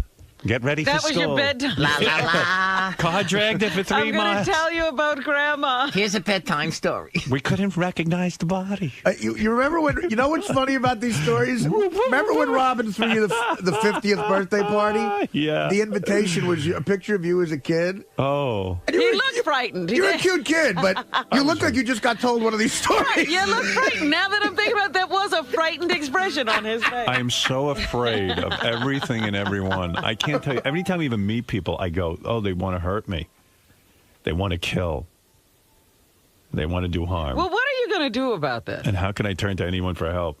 Really? What are you going to do? I'm in therapy. Yes, but is it working? Come on. You're still look at carrying me. on like this. Are you kidding? I mean, are you kidding? You know, I go home and talk in that voice. I hear that voice every day in my head. Mother, Mother, do you think they'll drop the bomb? Oh, yes, they will. Yes, they will. Of course they will. They did. They dropped it on your Don't father. ask, He don't got the yellow ask. fever bomb. Uncle Dave didn't stand a chance against the V2 rocket. And then your Aunt Estelle, God rest her soul, I love her. She took fertility drugs. Those doctors, they pumped her up with drugs and they killed her. They gave her cancer. There's no cancer in our family. But Howard, I go, what? The doctors did what? They don't know what they're doing. Howard, What? they don't realize nothing has happened to them since their childhoods, that they've had a pretty Yeah. uneventful life. Oh, yeah, no, they're fine. I'm the one who's still living it. That's because we're vigilant. I'm not afraid They're of not anything. fearful. I don't fear. And listen, and I'm like, well, okay. I'm the one who's taking You on took all this. the fear. I feel I grew up in the Depression. I feel like I had no mother. I were lost in my the mother at Nazi 9. war I was camps. in the Nazi war camp. I'm telling these stories over and over and over again. The psychological effect on me, I guess I wasn't strong enough to take it or something. I'm a little Strong kid. enough. You were a kid. You're not I don't supposed know. to be. I crack somewhere. That's your other thing. Now you were supposed to be able to take it at 6 and 5 and 4. Yeah. You're crazy. No, what 4-year-old can fight off this? Listen, when I was 4 years old, and then Grandpa took us to the movies, he'd take out a knife and get into knife fights. And I go, what? People attack you in the movie? butchered He sounds the like a That's popcorn right. girl. He sounds like a fun guy. He got angry and he would stab. And I don't know. Maybe he killed my mother. I don't know. I go, what? They never found her. I mean, I said, what? But wait a minute, Howard. There's a central thing here. You have no sympathy for that child. None. Zero. He's a wimp. Deal with it. That's why you can't. I'm ashamed. You can't get over it. Yeah, I'm ashamed of that You child. won't even acknowledge that Yeah. it was a 4-year-old, and he shouldn't have been able. He shouldn't have had to go through this. Number one. I'm ashamed of feeling like a 4-year-old. That's why I have a hard time in therapy. Oh, you're a mess. I'm a mess. I told you I'm a mess. You don't believe it. It's. Would you do this to your 4-year-old? Absolutely not, my children. I never did any of that. Then why would you think that you, as a 4-year-old, should have endured it and been able to handle it? I don't know. Listen. And you have to reclaim that child and love that child and accept And who that told child. you that? One of your fancy doctors, Let me Robin? tell you about Robin. Let me tell you about psychiatrists. Fuck that child. They don't know a thing. Dwelling in the past is no good. Meanwhile, who dwelled in the past? She did. Right. If they Dwelling knew. in the past, all things, this is that, and you've got to get on with your life. I went to a psychiatrist one time. She did? That's right. And believe you me, they know nothing. He tried to kill me. He pulled out a knife. Don't ask. Oh, my God. I'm leaving out half the shit. Oh. Yeah, but my point is, Don't leave out forget anything. the shit. You have to say, look, I was 4 years old. I wasn't supposed to have to go through that. I guess, but all I know is I am so afraid of everything. That's why even anything I have... But you can't get over your fears until you acknowledge that you were traumatized. Yeah, I can't acknowledge. I don't believe it. What? I don't believe it. Anything I'm telling you now is a joke. Like to me is a joke. Right, It's like you I just can't- I No, can't it's to treat you. it- It's a joke. Yeah, I can't that treat it seriously. has been your defense mechanism. Yes, that's right. And you don't want to. You're so terrified you can't even face how Right. terrified you That's are. exactly you right. can't get to that real feeling. Right, I'm afraid to. Yeah. You know what? Because my then psychiatrist what? says... Your psychiatrist and everybody else would know you're a scared little boy Yeah. and you're vulnerable, and then they'll take advantage of you. Yes. And then my psychiatrist says, "So what are you afraid of? What would be so terrible if you?" I go, "I don't fucking know. Leave me alone. My fucking head's gonna explode from. Is the hour up? I'm paying you to fix me. You're a shitty psychiatrist." You know what? You careful. came out fine from all this. You know who really paid for all that bullshit is John DeBella, Iman. Yeah, exactly. Oh, yeah. You bet. I mean, you took it all out on other people who You were in your bet. way or who you perceive are in your way, and that's so you're doing okay. I have No, tremendous. Those guys should be I bitching to have your mother. tremendous But anger. he's also curtailed his life because of his fears, Yes, I Artie. have. That's what you forget. Yeah. He's lived a less full life Artie, because he keeps himself in a box. Robin is 100% right. I mean, when but I okay, no, it's all in Robin is right. perspective. Here's a guy Hold who's it. been- no. here we go. Robin is to 100% Anguilla, right. every hot island. You're not every listening. little- I mean, Robin is 100% right. Even when I go somewhere now, I sit there and You can't fully enjoy I have a it. horrible time. That I would. And he I need won't to be leave the home. resort. He Right. gets to a place and he stays there. I won't even talk to those That I guys. witnessed in Tampa. I don't even. I don't want to go Extraordinary. anywhere. And you want to know something? And when we got on the wet bikes, you kept saying to me, "What are you doing on a wet bike?" What sums it up is, and this You're is the gonna die. truth. When I was starting on a radio and I got my job in Detroit, I told this to my psychiatrist. I realize now, I had no experiences in Detroit. I would get to the hotel. I'd sit in the room all day. I didn't know what, but I could have gone out, maybe gone for a dinner. I sat in my room. I would leave the room. They had a downstairs fast food place. I'd grab the food and bring it back up to my room, and I'd sit there and wait for the next radio show, just staring. I don't know what I did. And in it the was room. for a year you did this? No, for a couple of months. Because And then according to Private Parts, that was a time when you and Allison were separated for a little while? No, we were separated because she was finishing up her job in Hartford. right, Yeah, she That was eventually joined him. So you were alone for a couple of months? Being alone, I couldn't bear to be alone, and I would just sit there and wait. And I didn't even know I couldn't bear to be alone. I would just sit there and wait, and then the radio show would come on. I'd do the radio show. I'd go back to my hotel room and sit there and wait for the next show. The weekend, I would sit in my room. Like most people who were in Detroit for a while, you go, "Hey, what's a fun bar around there? What's a Right, good no, thing?" You I would never know go to none a of that. bar means you're going to Never die. been there. Right, There was a I know, but place- I'm saying most people would know And a few and places. the radio station and the hotel were in a straight line. You couldn't get lost. And then there was a restaurant on the way there. And one morning I said, I'm going to stop in for a bagel. And I went in and I thought everyone was going to kill me. It looked dangerous to me to be Right, somewhere. even Richard Christie can choose a Chinese restaurant. Right, well, Howard can't do that. And I was in complete gripped in terror. And I would never think to go, oh, I could go to a bar, have a drink. Maybe I'd say hello to some people. You never thought about going, "Al, let me go to a Tiger No. game." You know, Even like, at the radio nothing like that. station, Nothing you could social. say to somebody, "Hey, let's have No, dinner." people or would let's- invite me. I would not go. I didn't know how to get there. I just didn't want the trouble. And he something bad doesn't would know happen. how to get anywhere No. because of I it. kept myself locked in a room. And I Even tell you- here, he doesn't know how to get Well, I know. anywhere. Yeah, you say all the time, and I marvel at that you couldn't walk from here to your apartment. Yeah, I can't do it. That's It's unbelievable. very hard for me. I tell you, I think the world is the most evil, frightening place, and that there's nothing good in it. And if you get something good, it'll be taken away from you at any moment. Even when he chose his apartment, it was because, well, he was already working out in the area. He knew it. He couldn't look at other sections of the city. Yeah, but there's a lot of people who would just deal with that. a lot of people who would have that and just become nothing. I mean, you actually made I don't know where a I got- life where you have enough he to brought- accommodate how you are. Yeah, but He basically brought everything into his little box. Yeah, Right. Yeah, that's true. And I never had the. I don't know where I got the courage to do the kind of career I had. Well, like an example on a much smaller level is like when I moved to California, I realized how much I hated doing laundry, and I said, no matter what, I'm going to make enough money for the rest of my life to where I never have to do another fucking load of laundry. I'm going to afford, you know what I mean? I'm going to afford a gardener and someone to do my laundry.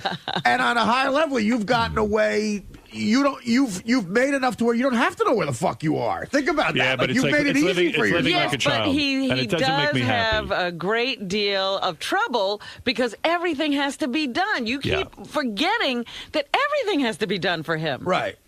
But he has the means to do that. It'd be one thing if that was a choice. He doesn't have a choice. I don't have a choice. Well, I'm dependent on others. See, there's a lot of people like you who aren't capable of functioning because they don't have a talent or they don't have that But drive. there's plenty of people like Howard. Every major star is Howard. Right. Thank you. You know, Tom Thank you Cruise for calling me can't a major do star. anything for himself, and Michael Douglas can't do anything Well, for Michael himself. Douglas grew up not having to do Michael anything. Douglas my can point- do something for himself. No, he can't do anything. all right. Bang Catherine Zeta-Jones. Gary, you're on the air in White Plains, New York. Oh, Howard can do that too. They go and get women. Oh, I can bang. That I somehow figured out how They to do. do get women. Hey now, Gary. Yeah, but I'm not a fun guy to be with. From a childhood delusionary psychosis. What? What? What, Gary? This is a form of child abuse. I don't know what he's saying. I don't know if he's cutting out or we're getting You the whole suffered thing. child abuse, he thinks. He said it's a form of child abuse. But he was saying a whole bunch of stuff. I think we're losing. Childhood delusionary psychosis. Childhood. What are you, a psychiatrist? No. What are you? No, but I did say Another armchair quarterback. I'm a jerk. I did stay at a Holiday Inn Express last night. Childhood delusionary psychosis. Yeah, it's a form of child abuse. Your parents were torturing you as a child. That's the most politically correct now. Well, thing it wasn't to an say. intentional torture. They weren't torturers. They just telling me their life story over and over again. They didn't know what the fuck. Look, and it's easy to fall into that trap. Every time I do like an interview or a therapy session, they ask me about my father, and a half an hour into it, I realize I'm bitching. I'm just bitching about my life, and I dread doing that to my kids. You know, I dread if I ever have a kid, just bitching about everything that's fucked up to them. Well, that's why you want to try to handle it so you don't. It doesn't spill over. You know what it is, Gary, though?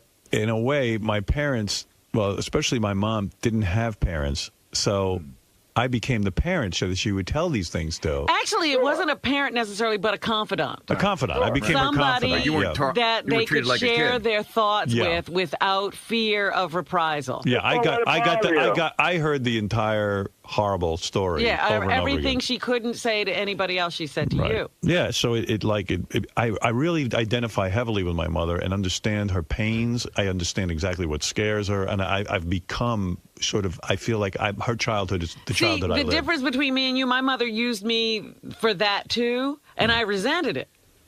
Yeah, that's healthy.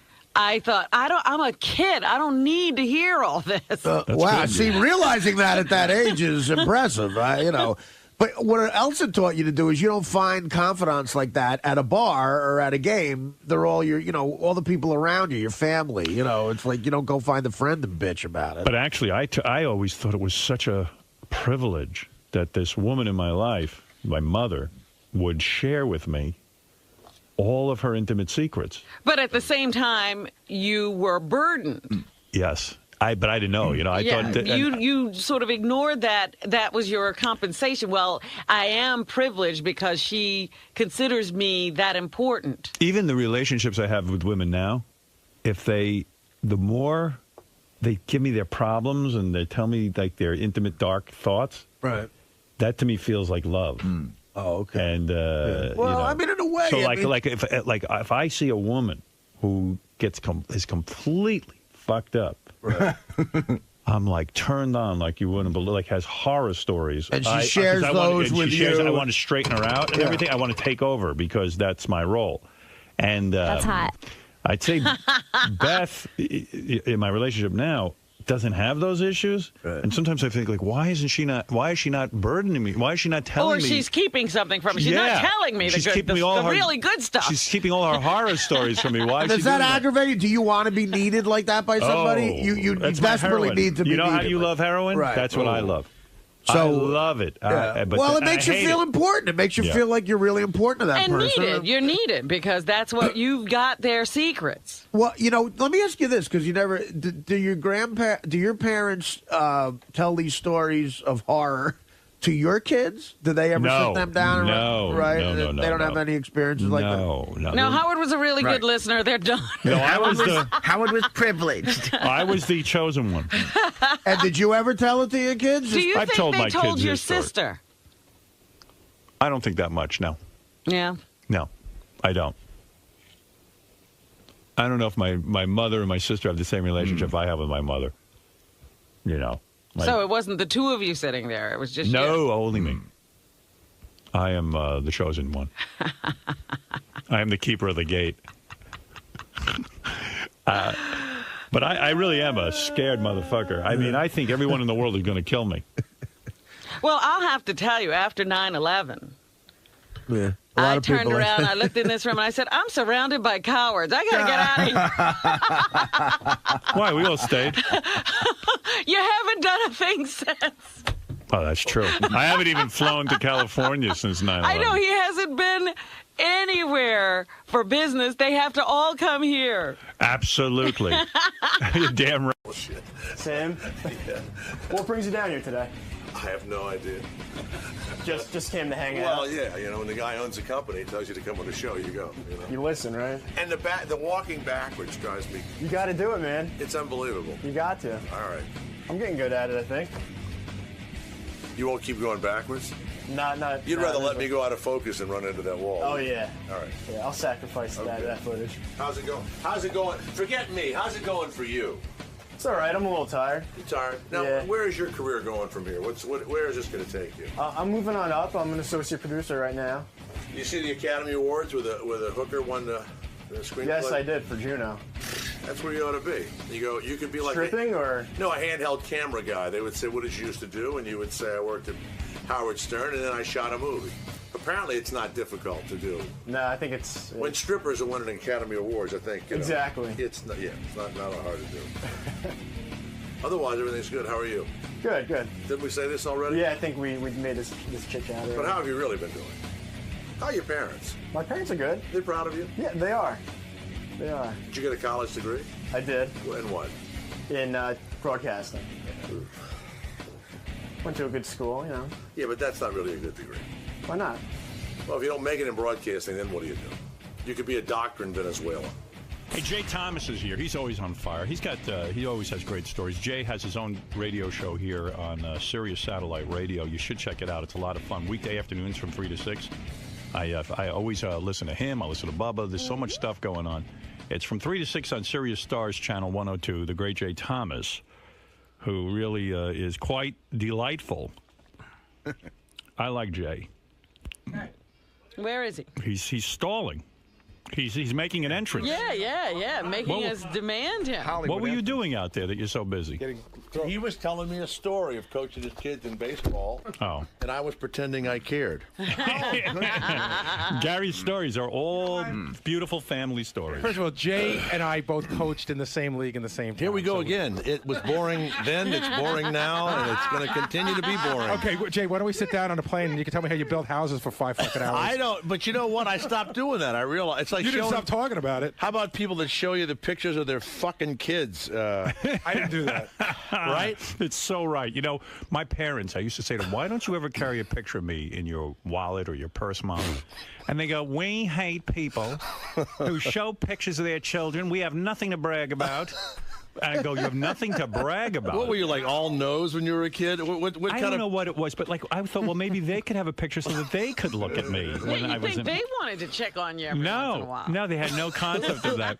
Jay, I was hearing a story, which is fascinating. By the way, did you watch the Academy Awards? You know, I did, and Who's getting lap dances from Diablo Cody? I mean, I've got to tell you that we struck, you know, I'm in the Writers Guild, all that stuff, that we struck battling for the writers and all, and then a hooker wins the best screenplay and says, I'm learning a lot from the writers, and it's like, it was such an embarrassment. Yes. It was such a slap in the face to writers. What are you guys holding out for?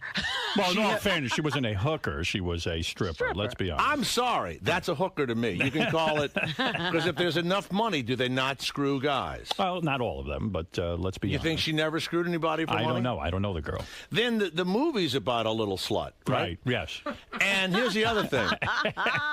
They're always having the thing, and I go to these things, and I wear a ribbon for abortion. Always, you know, everybody should have an woman's abortion. right to choose. Never do they have an abortion in the movies. No, never. Nobody ever has an abortion. That right? 16-year-old girl in Juneau would have had an abortion in 2 seconds. You're absolutely right. True. No, I didn't see the movie. Has an abortion. They should. We have enough people. He's so right. They should have an abortion. I mean, they, you know. Well, what about the family that wanted to adopt that baby? Didn't they break up? I didn't see the movie. Yes, they do. And so they give it to a broken family. More trouble. So they should have aborted. It's a great story. And they give it to a broken family, which is already a mess. Well, you're from New Orleans, and you even, I mean, I thought this was an incredible statement. So many people should have been aborted in New Orleans, it's not even funny. I want to see the sequel of Juno in 15 years when that kid's ripping off cars and mugging But you had said yourself that the I don't think that Diablo Cody will write another movie that we care about. You hope not. You got jealous, didn't you? Be honest. I mean, You know you have what? been I'm in the jealous business. because they make it out like we are the peons, and then the King of France and the Queen and all are in this thing, and we look at them through the fence, and then they throw us bread they've chewed on for a minute. Are you saying that the Academy Awards are like high school, where the cool kids all Yes. get to congregate And give each other awards. and you're on the outside looking in, and no one will let you come to the party? And if the women are so beautiful, why don't they have anybody? Right. Why doesn't Cameron Diaz have a man? Because she's a fucking pain in the ass. I don't know. And by the way, when they're taking the pictures, what is with this? What, turning to the side? What does that mean? It's a cat's ass. It's a cat's ass. You know, I saw Miley Cyrus doing that. She's 15 years old. Well, Well, yeah, what's with the 15-year-olds acting like 40-year-olds? Raising kids in Hollywood, were you afraid of that? I mean, the kid turning into a Hollywood kid. Miley, what his name is Miley? I never heard of this. Miley. Well, she's a little... We struggled to get the kids into an upscale preschool. I mean, you probably went through this with your kids. This is a long time ago. And we went, and we had to get, and Alex Trebek and his wife were trying to get into school the same time we were. And there's only so many slots available. And they had the quintessential black woman headmaster, but everybody else was white and rich in the school. And Jack you were in Nicholson, a very liberal neighborhood. Right. It was in the it was on Clinton Street. I'll never forget it. It's still it's the Something Learning Center. And one day we're parking the car, and my wife's, it was Jamie Lee Curtis was helping park the cars. And Bruce Springsteen was in the coffee room. And Jack Nicholson, well, my wife was going, my God. We gotta get in. Get into school. Yeah. So we You bring wanna go to this we school. bring our little 3-year-old, 4-year-old boy, and he's got some issues. He's not right. He's mentally not right. And Your son is not mentally right? about your son? He's okay now, but he wasn't right. Not everybody has a perfect kid. At least you admit that. Thank you for admitting it. We would go to McDonald's, and you know where they have the balls? You're getting to play with the balls? Yeah. Right. He would get in there, and then he would grab a kid and start strangling him, and pulling him. And some dad would say, hey, who's that? And I would say, that's my son. And he goes, hey, get him out. And now my son wouldn't let go and then would bite the kid. It was really terrible. Wait, now, does your son still have problems? I mean, honestly. Is He builds guns now. He makes a real gun. Oh, my And he God. stopped no, we biting deal with it all the people. time. So he's a real violent kid. I mean, No, he's born not. violent. He's a crack shot and all, but we let him get it Should out. he be around guns? Will you stop that? I'm not kidding. No, he tried to strangle children Yes. at a young age, and now he's he into builds guns. Now, What school does he go to? Because I want to he goes to a public school now. They won't let him in the private school. No. So we go to the higher learning thing, and we had like this kind of thing with him. And one guy in Burbank says to me, who's that kid in there? And I go, oh, that's my son. He goes, if I didn't recognize you, I'd punch you in the nose. He says, like, because he recognized me, he wasn't going to. So I'd climb in the thing, and I did this constantly. My wife's crying. We had another kid, and also finally we sent him to this school. It's a tough kid. We get there, and Alex Trebek is with this young wife of his, and they're trying to get in. And they're kissing the black woman's ass, who's the headmistress. We get the kid in. Yeah, good. We get him in. Good. You He's paid him there, my wife says Jamie Lee Curtis is parking the cars and all. Well, he's not there a minute. He's in the sandbox. He strangles a kid. Was it someone's famous kid? Bites the kid, yeah. Like somebody I never heard of, a producer's child. So they call us up and they go, your child needs a shadow teacher. What's that? For $400 a week, a woman stays with him all day. Well, at least they didn't kick him out. They didn't give up on him. $400 a week, and he's great with the shadow teacher, who's a psychologist or a kid or whatever she is from high school. I said, well, I'd like it too if somebody hung with me all day, right? Poor you. You have to pay $400 extra a week, and it was $1,000 a month. I am so mad, and so I say to my wife, why don't we send him up the street with the Mexican kids and all, where he would fit in. He would fight. He would be a gang member. He looks like... He likes guns. Like he's from a broken home or something. Right. Mom, I got my colors today. Did you ever take him to a psychiatrist at that age and say, what's going on he's here? pre-fucked up. He belongs... with these kids. And the kid. And we had a psychiatrist, and they went to... They would go to McDonald's with us, two of them. Right. This is another $5,000. And we would stay there. Aren't and you then glad you had kids? we'd put him into the thing and see if he strangled someone. We started going to McDonald's in other neighborhoods that they didn't know us. Right. We go into West Los Angeles. Right. So we're spending tons of money. So now the school says he's become such a problem. We have to have a meeting. Oh, no. We have to have a meeting. Is it hard to love a kid like this? It is. It is. Go ahead. So we got 7 people in the room, and they're telling us these things, psychiatrists child and doesn't things, exist. and the quintessential, 6 foot tall, a black woman headmaster, not another black person on the staff, not a Mexican, nothing. Nothing. And I say, we're not all talking about this little 2.5 foot kid, are we? We can't be. Right. And I said, this is ridiculous, and we're out of here. We're done. And the woman said, well, okay. And they gave us our money back. And so they that's a big deal. They gave us our money back. We end up going to some school run by lesbians, and he was fabulous at the lesbian school. So do you think there's something to the fact that the she schools are doing something wrong? Here it is. You don't have to be smart to be an actor. Right. Writing is hard. Producing is hard. I guess directing, you have to know. How writing is hard. A stripper can do it. That's true. But actors are not bright, and I've said it forever. I get in trouble for saying it, but I got to ask you a question about that. They're 'cause not I've heard it. smart. Listen, I'm watching this show, In Treatment, Gabriel Byrne. I love that show. Okay, me too. They memorize all these Unbelievable. lines. There's What got does to be memory have to do well, with nothing? Let me finish my point. Smart. There's got to be some The intelligence. Rain Man there. could memorize shit. I can't memorize. I'm in a Rain Man, consider memorize You're everything. brilliant. No, I'm not. I don't. I mean, I feel stupid. So when I see these actors, they're able to memorize entire soliloquies, monologues. They're able to do this. They have this ability. You can't see the intelligence in that? I don't think memorization is intelligence. What? I'm sorry. I don't think memorization is intelligence. The average person says what you say. You did a movie. I didn't see you stumble or you talk. No, I struggled to remember the lines, and they were my lines. They do too. Much. They do, but they do too. Well, I'll tell you something. This is a fascinating story. And, even more fascinating is your take on the whole... Jay is from New Orleans. Right. And the guys told me this. This was something they put in the notes. That you recently in New Orleans rented out your house to Brad Pitt and Angelina Jolie. To their architects. Okay. Oh, to their architects. They Brad Pitt, who is a wonderful guy and is helping New Orleans. Is he smart? I don't think so. I think he's naive. I think he's really rich. He wants to bring all the poor people back to New Orleans and build up their neighborhoods, right? Yeah, and we'd like him to stop that. The hurricane, of course, did us a tremendous favor and blew tons of killers out of town and people living on the dole and everything else. And so now they're all trying to come back. But there's still a high... terrible. A murder rate there. I got a friend of mine just got shot in the ass. He was being robbed. They shot him and the bullet went through a cheek. A transvestite robbed him. So you're serious when you say that the hurricane was a good thing? Yes. It was God's way of cleaning up New Orleans. So now when you I see... didn't even believe in God till the hurricane. So when you see Brad Pitt... Did you see the people in the Super Bowl? Did you see them? Yes. Would you like to live anywhere near any of those people? I don't know. Where's our food, motherfucker? Where's our food? It was horrible. It was horrible. So you were pleased when New Orleans changed after the hurricane, and now when people like Brad Pitt, who doesn't really live in New Orleans... He should be rebuilding houses in my neighborhood. Okay. Right.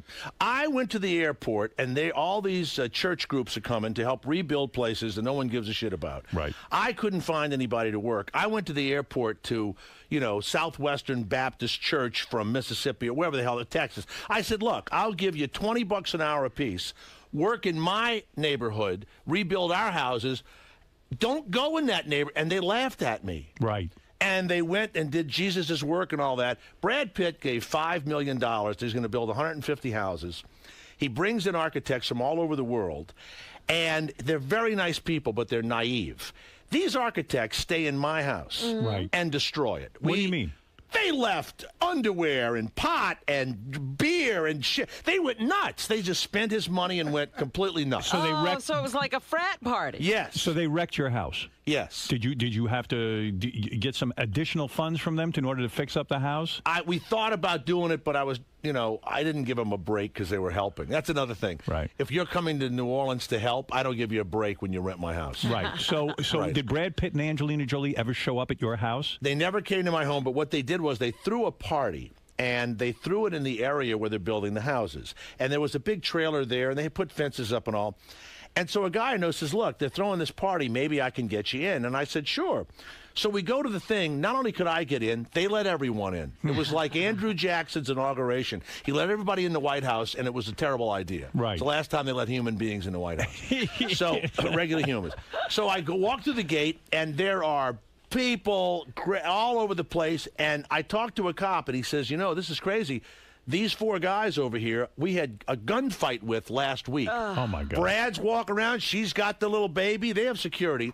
A woman comes in with the scissors and tries to cut a piece of his hair off so she can clone another Brad Pitt. Oh, wow. stop. They grab her, pull her down. Right. Then a guy with a microphone goes up. This is who they're trying to save. Very nice people. Very nice people. But they're naive because they're saving these people who are not worthy. And a man came up to Angelina Jolie, started a tape recorder. She's holding a baby. And he said, I thought it was somebody from your show. He says, I understand you're fucking your bodyguard. Like that. And they grabbed him. And I'm in the thing thinking, I thought it was somebody. I thought it was, Stuttering John had come back or something. Somebody write down that question. We need to use it. So I'm looking around going, get out of this neighborhood, fill this place in, knock all these fucking houses down, right? And let the tourists come in, and that's the end of that. I don't know. And I said this to Larry King, and Jay, how can you say it? I think, well, Larry, why don't you go fucking live there? Right? They'll fucking shoot you in about 2 seconds. But that's what all the liberals will say. What's wrong with you, Jay? Yeah, while right. They live in Malibu. I don't want to be bothered when I live someplace. I don't want to have to worry about people shooting people, and then the mayor of New Orleans has had some sort of nervous breakdown or something. He doesn't even talk to anybody. Yeah, it's unbelievable. He's in hiding. So you're on top of this because you love New Orleans. And You live this is there. And he has a home there. Yes, And this is all of That's that. it. So how's the radio show going? It's going very well, Yeah. and thank you very much. And I signed a new 2-year contract. Great. They were very nice. You're going to be at Sirius for another 2 years. Another 2 years. Everyone likes that. Yes, I love it's all listening to the good. show. I think it's Thank great. you. I still don't understand the logistics. Where are you when you do this show? I do it from California, and then I have a studio outside of New Orleans, and then I come here to New York, and I just kind of do this kind of bouncing around thing. I find it hard to not be in the studio with everyone, but you have no problem doing it. None whatsoever. You're that talented that you can do the show from anywhere. You could do it, too. You could do it from your house. Why you come in is ridiculous. I'm not sure. Denny, you're on What the do you air. mean, not Wouldn't it be sure? weird if you were here and I was somewhere else and No. we couldn't look at each other? So Like, what? How would you be a guest when Are you you have really a getting guest? anything from looking at me? What I'm are you connecting. getting? I don't know. I'm getting a vibe. When you have a guest, I where can't- are they, Jay? Yeah. I don't know where the fuck they are. They're someplace else. But you all pretend you're in the same room. I don't pretend. I say I'm someplace, and they're not. Look, it doesn't make any difference. When you talk on the phone, do you need to see the person on the phone? No, but that's different. Well, I don't know. I think I it's can't different see tonight. Artie right now. That's true. Denny, you're Say on the- something, Artie. I'm eating. Hey, now, Don't bother Artie. I'm with Jay. We should do it. I mean, hold, Artie, you see that? He said something. If Artie did the show from home, we'd never hear from him. That's right. We never get Denny, go ahead. You're on the air. Jay, Watch Jay, this. he- Denny's he on the doesn't have- phone. We don't Jay, he need to see doesn't Denny. have your If we eyes. saw Denny, we would be disgusted by what we're seeing. Denny, go ahead. I'm sorry. No problem, man. Have you ever seen Denny live? Has anybody seen Denny? No, I've never seen Denny. Denny, what do you weigh? How much do you weigh? Denny, how much do you weigh? Well, let Denny make his point. All please. right, go Okay. ahead, Denny. Go ahead. I'm from New Orleans, Jay, and I cannot believe you're just taking advantage of your celebrity to get attention. When this town needs people like you who know about the city to speak positively about it, and you're sitting here using it to get yourself attention instead of getting the city attention. Like, Hold on a minute. I love you. You sound like you have a job. Have you shot anybody lately? Do you sell drugs or anything? No, sir. Okay. I'm there all the time. I have a home there. You and I are the same person. Do you not want all the scumbags to leave? Listen, the city is the city, and with the scumbags, without them, it's New Orleans. It's not Colorado. Well, all right? Jay is saying that he wants Yeah. certain people there, and so Yeah. I don't know. Well, this man is saying he liked the color of the city. No, but you know, before it Denny was and I are the same guy. whitewashed. No, not whitewashed. No, absolutely not. There is a huge middle class of black, Hispanic, everything else. But there are some scumbags there. Denny, you got relatives like I have relatives. Our relatives are scumbags, too. I'm glad some of my relatives are gone. Let's go to Kyra. I mean, they're all... Denny, how many relatives do you have that collect welfare and all that shit He's and live gone for already. free? Kyra in Tampa, What a nice Florida. guy, though. Yes. He didn't curse or anything. No, nothing. Kyra, go ahead. You're on the Stay air. in New Orleans, Denny. You're my kind of person. Hey, Jay. I I'm a native of Baton Rouge, and I am so glad to hear a celebrity That's right. come on the air and It's tell like Howard. No, that's right. and tell the feelings that you have about the city, because you're there, you see what's going on. And She likes what you have to say, I believe. I mean, do you really resent I sleep Brad with a Pitt? shotgun in my house. Really? You do? That my son built. Right. I got to meet that son of yours. Really? Let's go to John. John, Someone you're breaks on. in, he'll choke. Hey, him. this has gotten serious all of Yeah, a sudden. Beechwood, New Jersey. Go ahead, John. Yeah, hey, Howard, how you doing? Hey. Jay, I think you're phony. You talk about being a writer and all this. You went on Tonight Show during the writer's strike. What's that all about? I didn't go on a Tonight Show. I turned Jay Leno down. I went on Jimmy Kimmel's show. But he had Well, what's writers the that were difference, striking too. Well, I was going to ask you about that, Jay. Yeah. You see, I saw Leno that. asked everybody on who he hadn't talked to, and Leno hadn't had me on in 10 years. Right. Probably because I do Letterman and stuff. Right. He calls up, and they want me to come on, and we turned it down. But some people were saying, "Well, okay, I'll come on if you'll have me on after the writer's strike," and he wouldn't say that. Right. But I like Jimmy Kimmel. I think he's a good guy. Yeah, I do too. And I went on the Jimmy Kimmel show, and that didn't. I don't think me going on a Jimmy Kimmel show. But isn't that sort of hypocritical? You're a writer. Yes. You're on strike. Yes. It is. And Jimmy. Totally hypocritical. No, I mean, Whatever you just said. Did you put your career ahead of? I had the nothing to writer? promote. My career hasn't been ahead in a long time. But seriously, I'm wondering if he put down his little sign to go into the show. Did Well, you no, walk they off snuck me in the back, so I didn't have to go past the picketers. By the way, why weren't the signs more inventive? The signs weren't even if they're such great writers. It's true. But seriously, did you have qualms about going on Jimmy's show? No. You really didn't? None. Oh, the stop Jay it. Leno show I turned down. Isn't that enough? Well, but wait a I second. probably could have used an appearance on the Jay Leno show. I probably could have used it. Right, sure. Might have led to something better. Whatever. I Who knows? turned it down. That's right. Okay. All right. So, in other words, you will sell yourself out to a certain degree. Well, here's what's sad. Leno's numbers were bigger without writers and continued to be David Letterman with all the writers, which, of course, made him more of a nut. Letterman's now more of a nut. Do you think that Jay Leno is lying when he said he didn't have any help writing his monologues? Of course he is. He is lying. Of course he is. Yeah. Watch this. There's a strike. Nobody's here. Don't you and Artie talk on the telephone? Sure. And by accident, Artie says a few funny things that you by accident write down that you later on by accident remember and say on the radio? And then I accidentally pay him? Exactly. Right. You don't pay him. You give to some charity that he's a big member of. Right. You know, I don't know. So in other Help words- out Clean Syringes or something. You do something for him. Whatever that group is. How about that group, Clean Syringes? Jesus Would Christ. it be How about impossible? shoot them with something and they never wake up? How about that one? I can see where your son got his violent tendencies. You know what? I mean this. When I see the scumbags in the street, why don't we have a truck that goes around, picks them up, gives them a little thing, and it's over.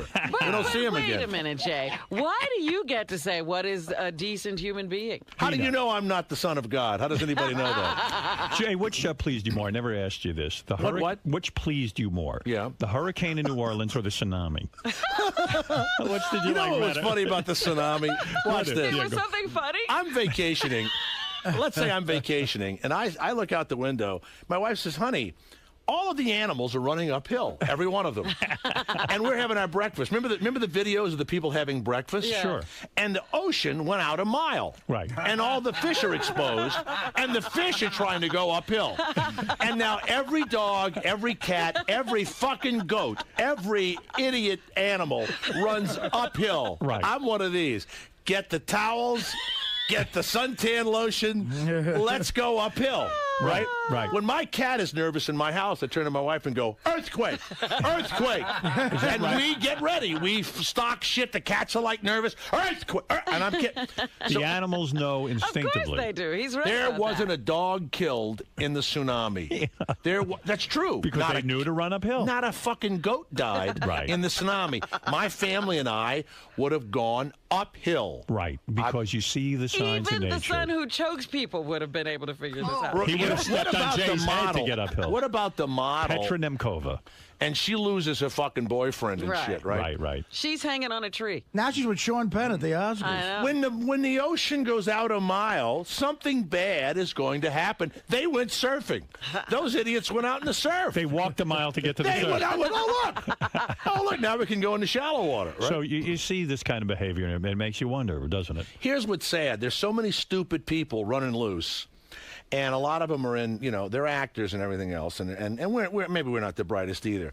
But we've made a big deal out of the really stupid, and we have events for them. And the Academy Awards is one of those events. You've been to a award show? Sure. It's very boring. Yeah, it's the dull. People say, "Oh, I want to go to an award show." I go, "You couldn't even sit through it." Why does Jack Nicholson go every year? What does he find so interesting there? What is it? I don't know. I asked Well, him. They said his ass. he went because he was a presenter this year. I said, I think He's always presenting, though. Yeah, they but- invite him every year, and he says yes. he likes the attention. And if they're such great actors, why can't they read the cards or be natural?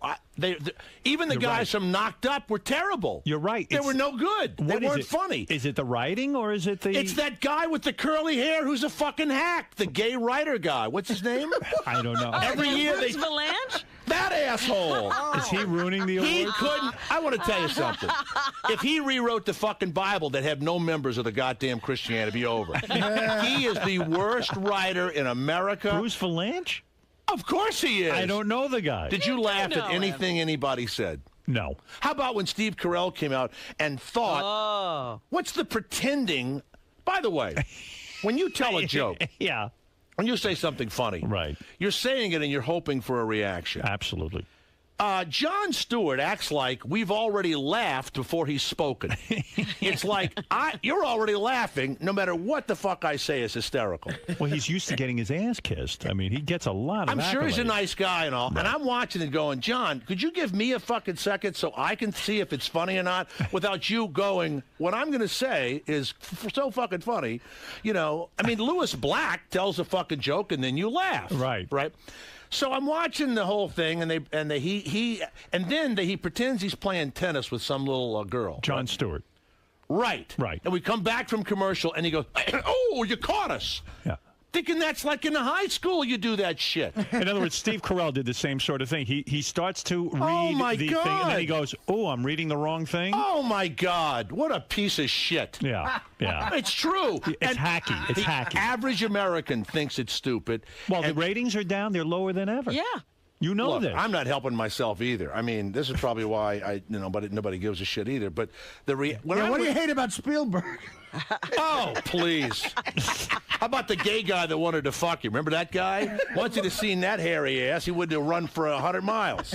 Must have hair everywhere. You're very angry, but I think rightly so. Why shouldn't I be angry? You've seen me in a movie lately? Did you notice that? by Hollywood, yes. I know. I haven't seen you in a movie, and you're quite No. good at it. Yes. Now, this Marion, what's her name? Cotillard. Oh, my God. What? What? Edith Piaf. Except for the rice, what did she do for us? What is What this is the name of the movie? rice? She won Best Pilaf? Actress. Vie en Rose. What did she do? You tell me right now. Hold it. I'm going to ask anybody. Who is Edith Piaf? Why do we I give don't know. a shit? I don't know. I don't either. Why? In other Well, words, it wasn't an American movie. It was a French movie. But who? No, They but supposedly loved her. they have been writing books about her. They have been talking about her for years. She was married to a boxer Yeah. who died in a plane crash. Yeah. She once peed on stage. Yeah. she peed on stage. Peed on stage. Why? I have She no was a idea. real mess. I don't She was know. a She mess. was incontinent. I don't know what her problem was. The original Jackass. So this woman wins about no one will ever see that movie. It's a foreign movie. Right. She shouldn't even be in the Academy Awards. I don't get it. It was rather depressing to me that not one American. What is wrong one- with the American actors? Are I mean, American actors worse? Why than- don't we start the immigration thing by throwing them out? I don't want a Canadian taking my job. I don't Right. want a Mexican actor taking my job. I don't want a French actor taking my job. I'll vote for whoever says throw those assholes out first. When is the last time you were in a movie? I mean, I know I have a movie, this Pool Boy movie coming out Pool with, Boy. Pool with Boy. Warren Zide. Yeah, the guy that did American Pie. I made fun of it last time. He got all upset. Yeah. But I think my son's going to do the music, and I'm going to be in it and everything else. It was fun. We did it in New Orleans. Pool Boy. Okay. Pool Boy, it's called. All American cast, no. No. Miss Playmate of the Year from Germany is in it. All right, but that's when you understandable. bring breasts from overseas, that's okay with Nobody me. cares about that. Now, you got to check out Jay's radio show. Believe it or not, Jay has a radio show here. And he apparently has By the a lot way, to I have say. nothing to talk about now. This is my whole show. Yeah, this was the show for the day. He's on weekday afternoons from 3 to 6 on Sirius Stars. That's channel 102. Right. The Jay Thomas Show, and it's quite good. Yes, Ralph, go ahead. You're on the air with Jay Thomas. Oh, let's see. Ralph, now, you know are what? there? I try and wonder, do I talk like this because I'm really angry, or am I really just observing what I've seen over 30 years as an actor and in Hollywood?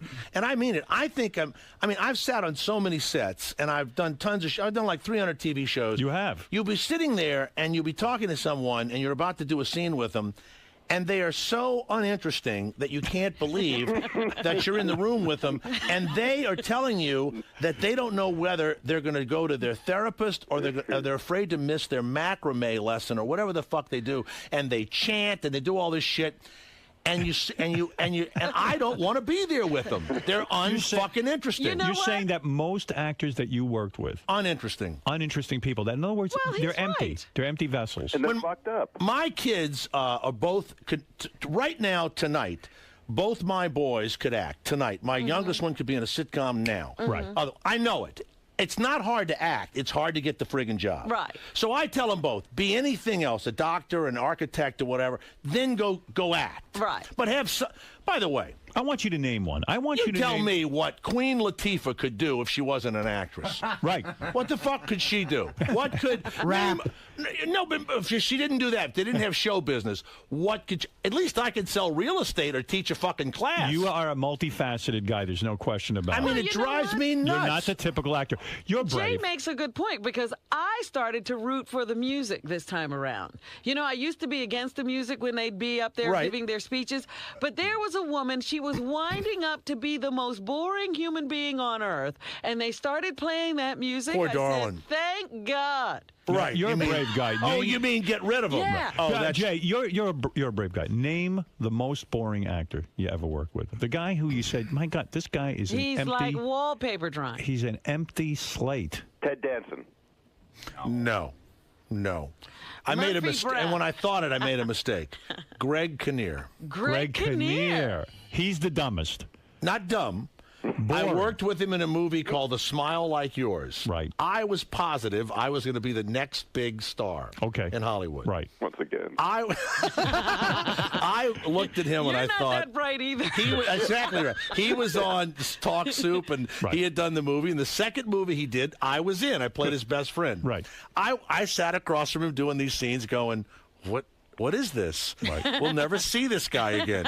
So I was totally incorrect. Right. He's a very nice man. Right. But as I sat there, I would call my friends and go, man, oh man, I hope this guy doesn't get in my way. You know? I hope he doesn't hurt me. Is he one of these guys? Is he one of nice. these guys you describe as like you're in a conversation and it's just dull? I mean, there's just nothing happening. I never met Brad Pitt, but I imagine that would be the description also, because writers. And by the way, I think Greg Kinnear's career turned out great. Greg career. And it's He's unbelievable. done very well. And he could act his ass off. Right. I made a huge mistake.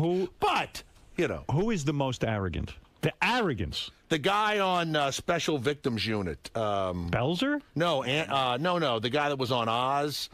Maloney? Chris Maloney. Yeah, arrogant, huh? I'm in the makeup chair, and I don't think the shows are any good. I think CSI sucks. I think they're all terrible. Right. So I'm in the makeup chair, and it's kind of new. The show's kind of new. It's on a year or two, and Maritza Hargitay or some shit. That's Law and Order. You know, okay. the people that really act in those shows are the character actors who make $150 a day. Right. Right. And the rest of them go, well, did you do it? Did you do it? Did you not do it? Is there an eyeball on the street? Whatever the deal is. Right.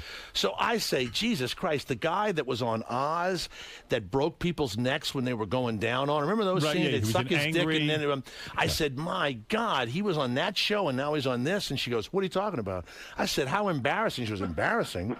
That's a huge deal that he was naked on TV and fucking people up the ass in a prison. And I'm going, what? He's a huge fucking star. So I go in there. I work my ass off. I cry. I'm burning my mother with cigarettes, whatever the fucking thing was they had me do. Right. I turned it down twice because they wanted me to be a pedophile. And I said, I don't want to fuck a kid up the ass on national television just yet. So just yet. I do the scene, and I bum. All right, cut. And I think, You usually go over and go, wow, as the star of the show. Right. Wow, that was terrific. He left the room. See you later. Wow. And I said, gee, what's that all about? And I said, I guess he did that to... And then who's the other Maybe guy? you didn't do that well. Yes, I did, you prick.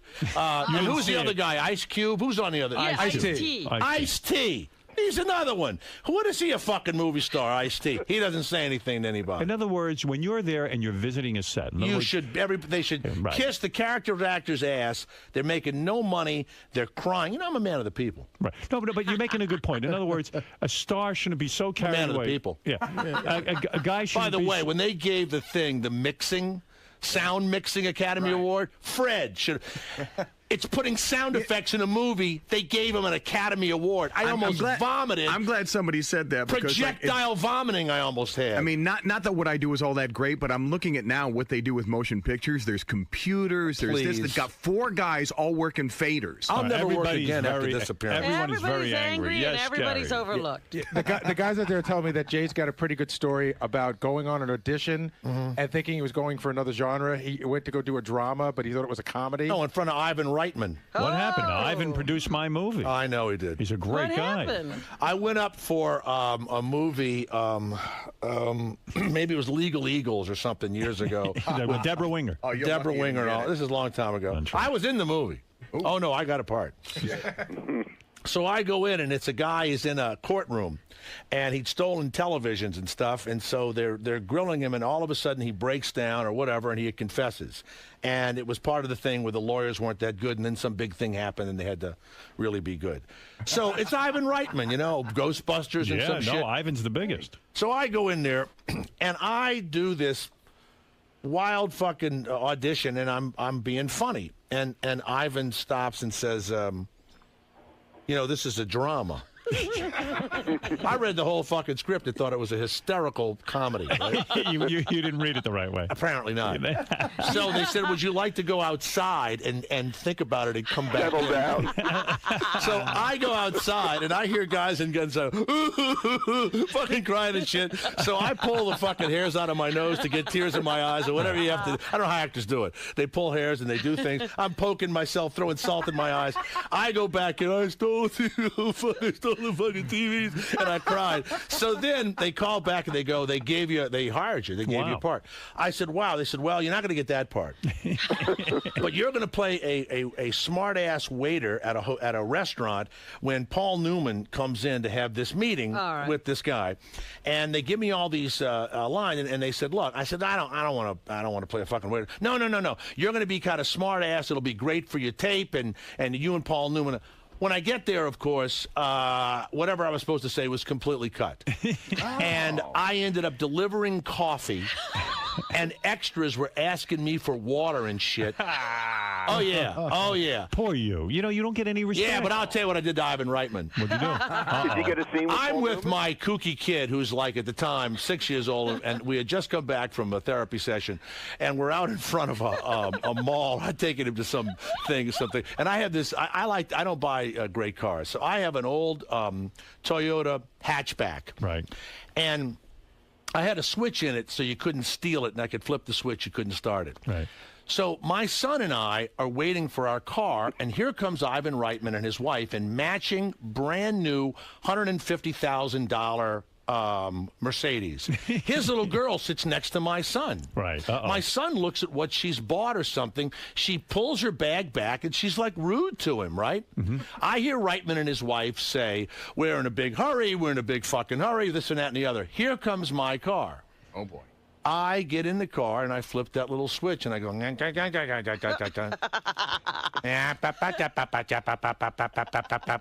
my car suddenly wouldn't start for like 20 minutes. So you made them late. Of course I did. You didn't have your kid choke Ivan's kid, though, right? Now, by the way, Ivan Reitman, I could have been a pile of dog shit in the middle of Sunset Boulevard. He had no idea who I was. Right. Well, and my little boy star. kept saying, Daddy, I think you hit that button under the dashboard. I said, shut up. Shut up. Well, hey, I tell you what, here's $5. Go strangle somebody at the sandbox. If you could have your son strangle any celebrity celebrity? I mean, kill them. No. Would you? No. Who would it be? There's no celebrity I want my son to kill. By the way, he's All right, if you could kill any celebrity, who would you want? Who There's would no you want celebrity off the planet. No, I'm not kidding you. There's no celebrity. I think if Johnny Knoxville had really gotten an acting career, I think he'd have been right up there. He would have been really mad. Did anybody see the great Louisiana movie, All the King's Men? I missed that one. Oh, Johnny Knoxville had a dramatic part in it. Okay. How'd he do? Terrible. He was the worst. Thank God. Do you like at least when he does those stunts? I like when he gets kicked by a mule and shit. You Yeah. don't like that. All right. You know what? Why don't they die, those people? I don't know. They don't They're ever amazing. die. Yeah. It's amazing. I just saw a tape of Johnny jumping something. Who's on the phone, by the way? That's Ralph. Ralph had a question. Go ahead, Ralph. Hey, a couple things. First of all, you're wrong about Jon Stewart. He was really good on that on the Academy Awards. But it's great to Wait hear a second. I had an opinion, and then you call me and tell me that I'm wrong about my own opinion? Yeah, you are. Well, you might have thought he was great. I think that he thinks he's so hysterical that you're laughing prior to him speaking, and I just said, just say the joke, and we'll decide whether it's funny or not. I got to tell you, Jay, I've seen you work a crowd live to do a stand-up kind of situation. I think you'd be a terrific host for the Academy Awards. I think you could handle it. Wait, who the fuck is Ralph? Oh, in the background. Who is Ralph? No, I'm going, because you want to know something? Jay would be funny, but they couldn't handle it. Hollywood could not handle it. I saw Jay at Don Buchwald's birthday party. He killed. Think about that. He would be the Jay, funniest. Jay, we'd love you to do the Academy Awards. What have you done like it? Don Buchwald's birthday party? Well, if you could work that, if you could make that funny, you could do anything. I do play big rooms and stuff. I'm always positive. I'm not going to be funny, and I do what I'm going to do, but I don't think it's going to be. That's what I'm saying. You're supposed to do it and let people decide. But if your premise is that anyone in the world could be an actor, why are you upset when Johnny Knoxville becomes an actor? Good point. Because it's not. Shut the fuck up, Ralph. All right, Ralph. Goodbye. Good point. All right, I'm done with him. Yeah. Because in one way, the noise, everyone. Oh, it's so hysterical. You know what? I'll tell you something, and I'm sure all actors are like this. And I have a lot of friends that aren't working. Go ahead. You can't watch something and watch somebody do it, and you really want to be there. It's impossible. Right. And so when it happens, and they haven't gone through like the little.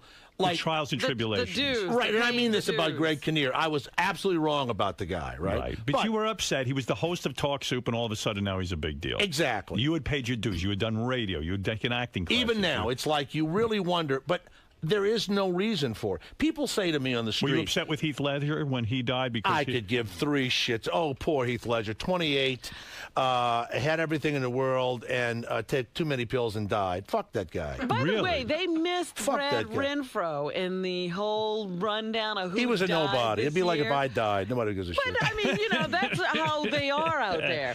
Heath Ledger, if he hadn't just done, hadn't had an Academy Award nomination, he wouldn't have been there. So, Jay, what you're saying is a guy like that's lucky. In other words, you've been waiting for the big break your whole life. No, but I've had a ton of breaks. Yeah, but I've had every chance you can have. Yeah. And no one can say that I didn't get to every spot you can get to. There is no reason why people make it and no reason why people don't. Right. If you do stupid stuff and get caught drunk driving and all that, and you don't, okay, that's understandable. Except now, like Amy Winehouse, when they were giving her the Grammys, I said, this will cause, what this says to her is, you're a heroin addict or wherever she is. Mm-hmm.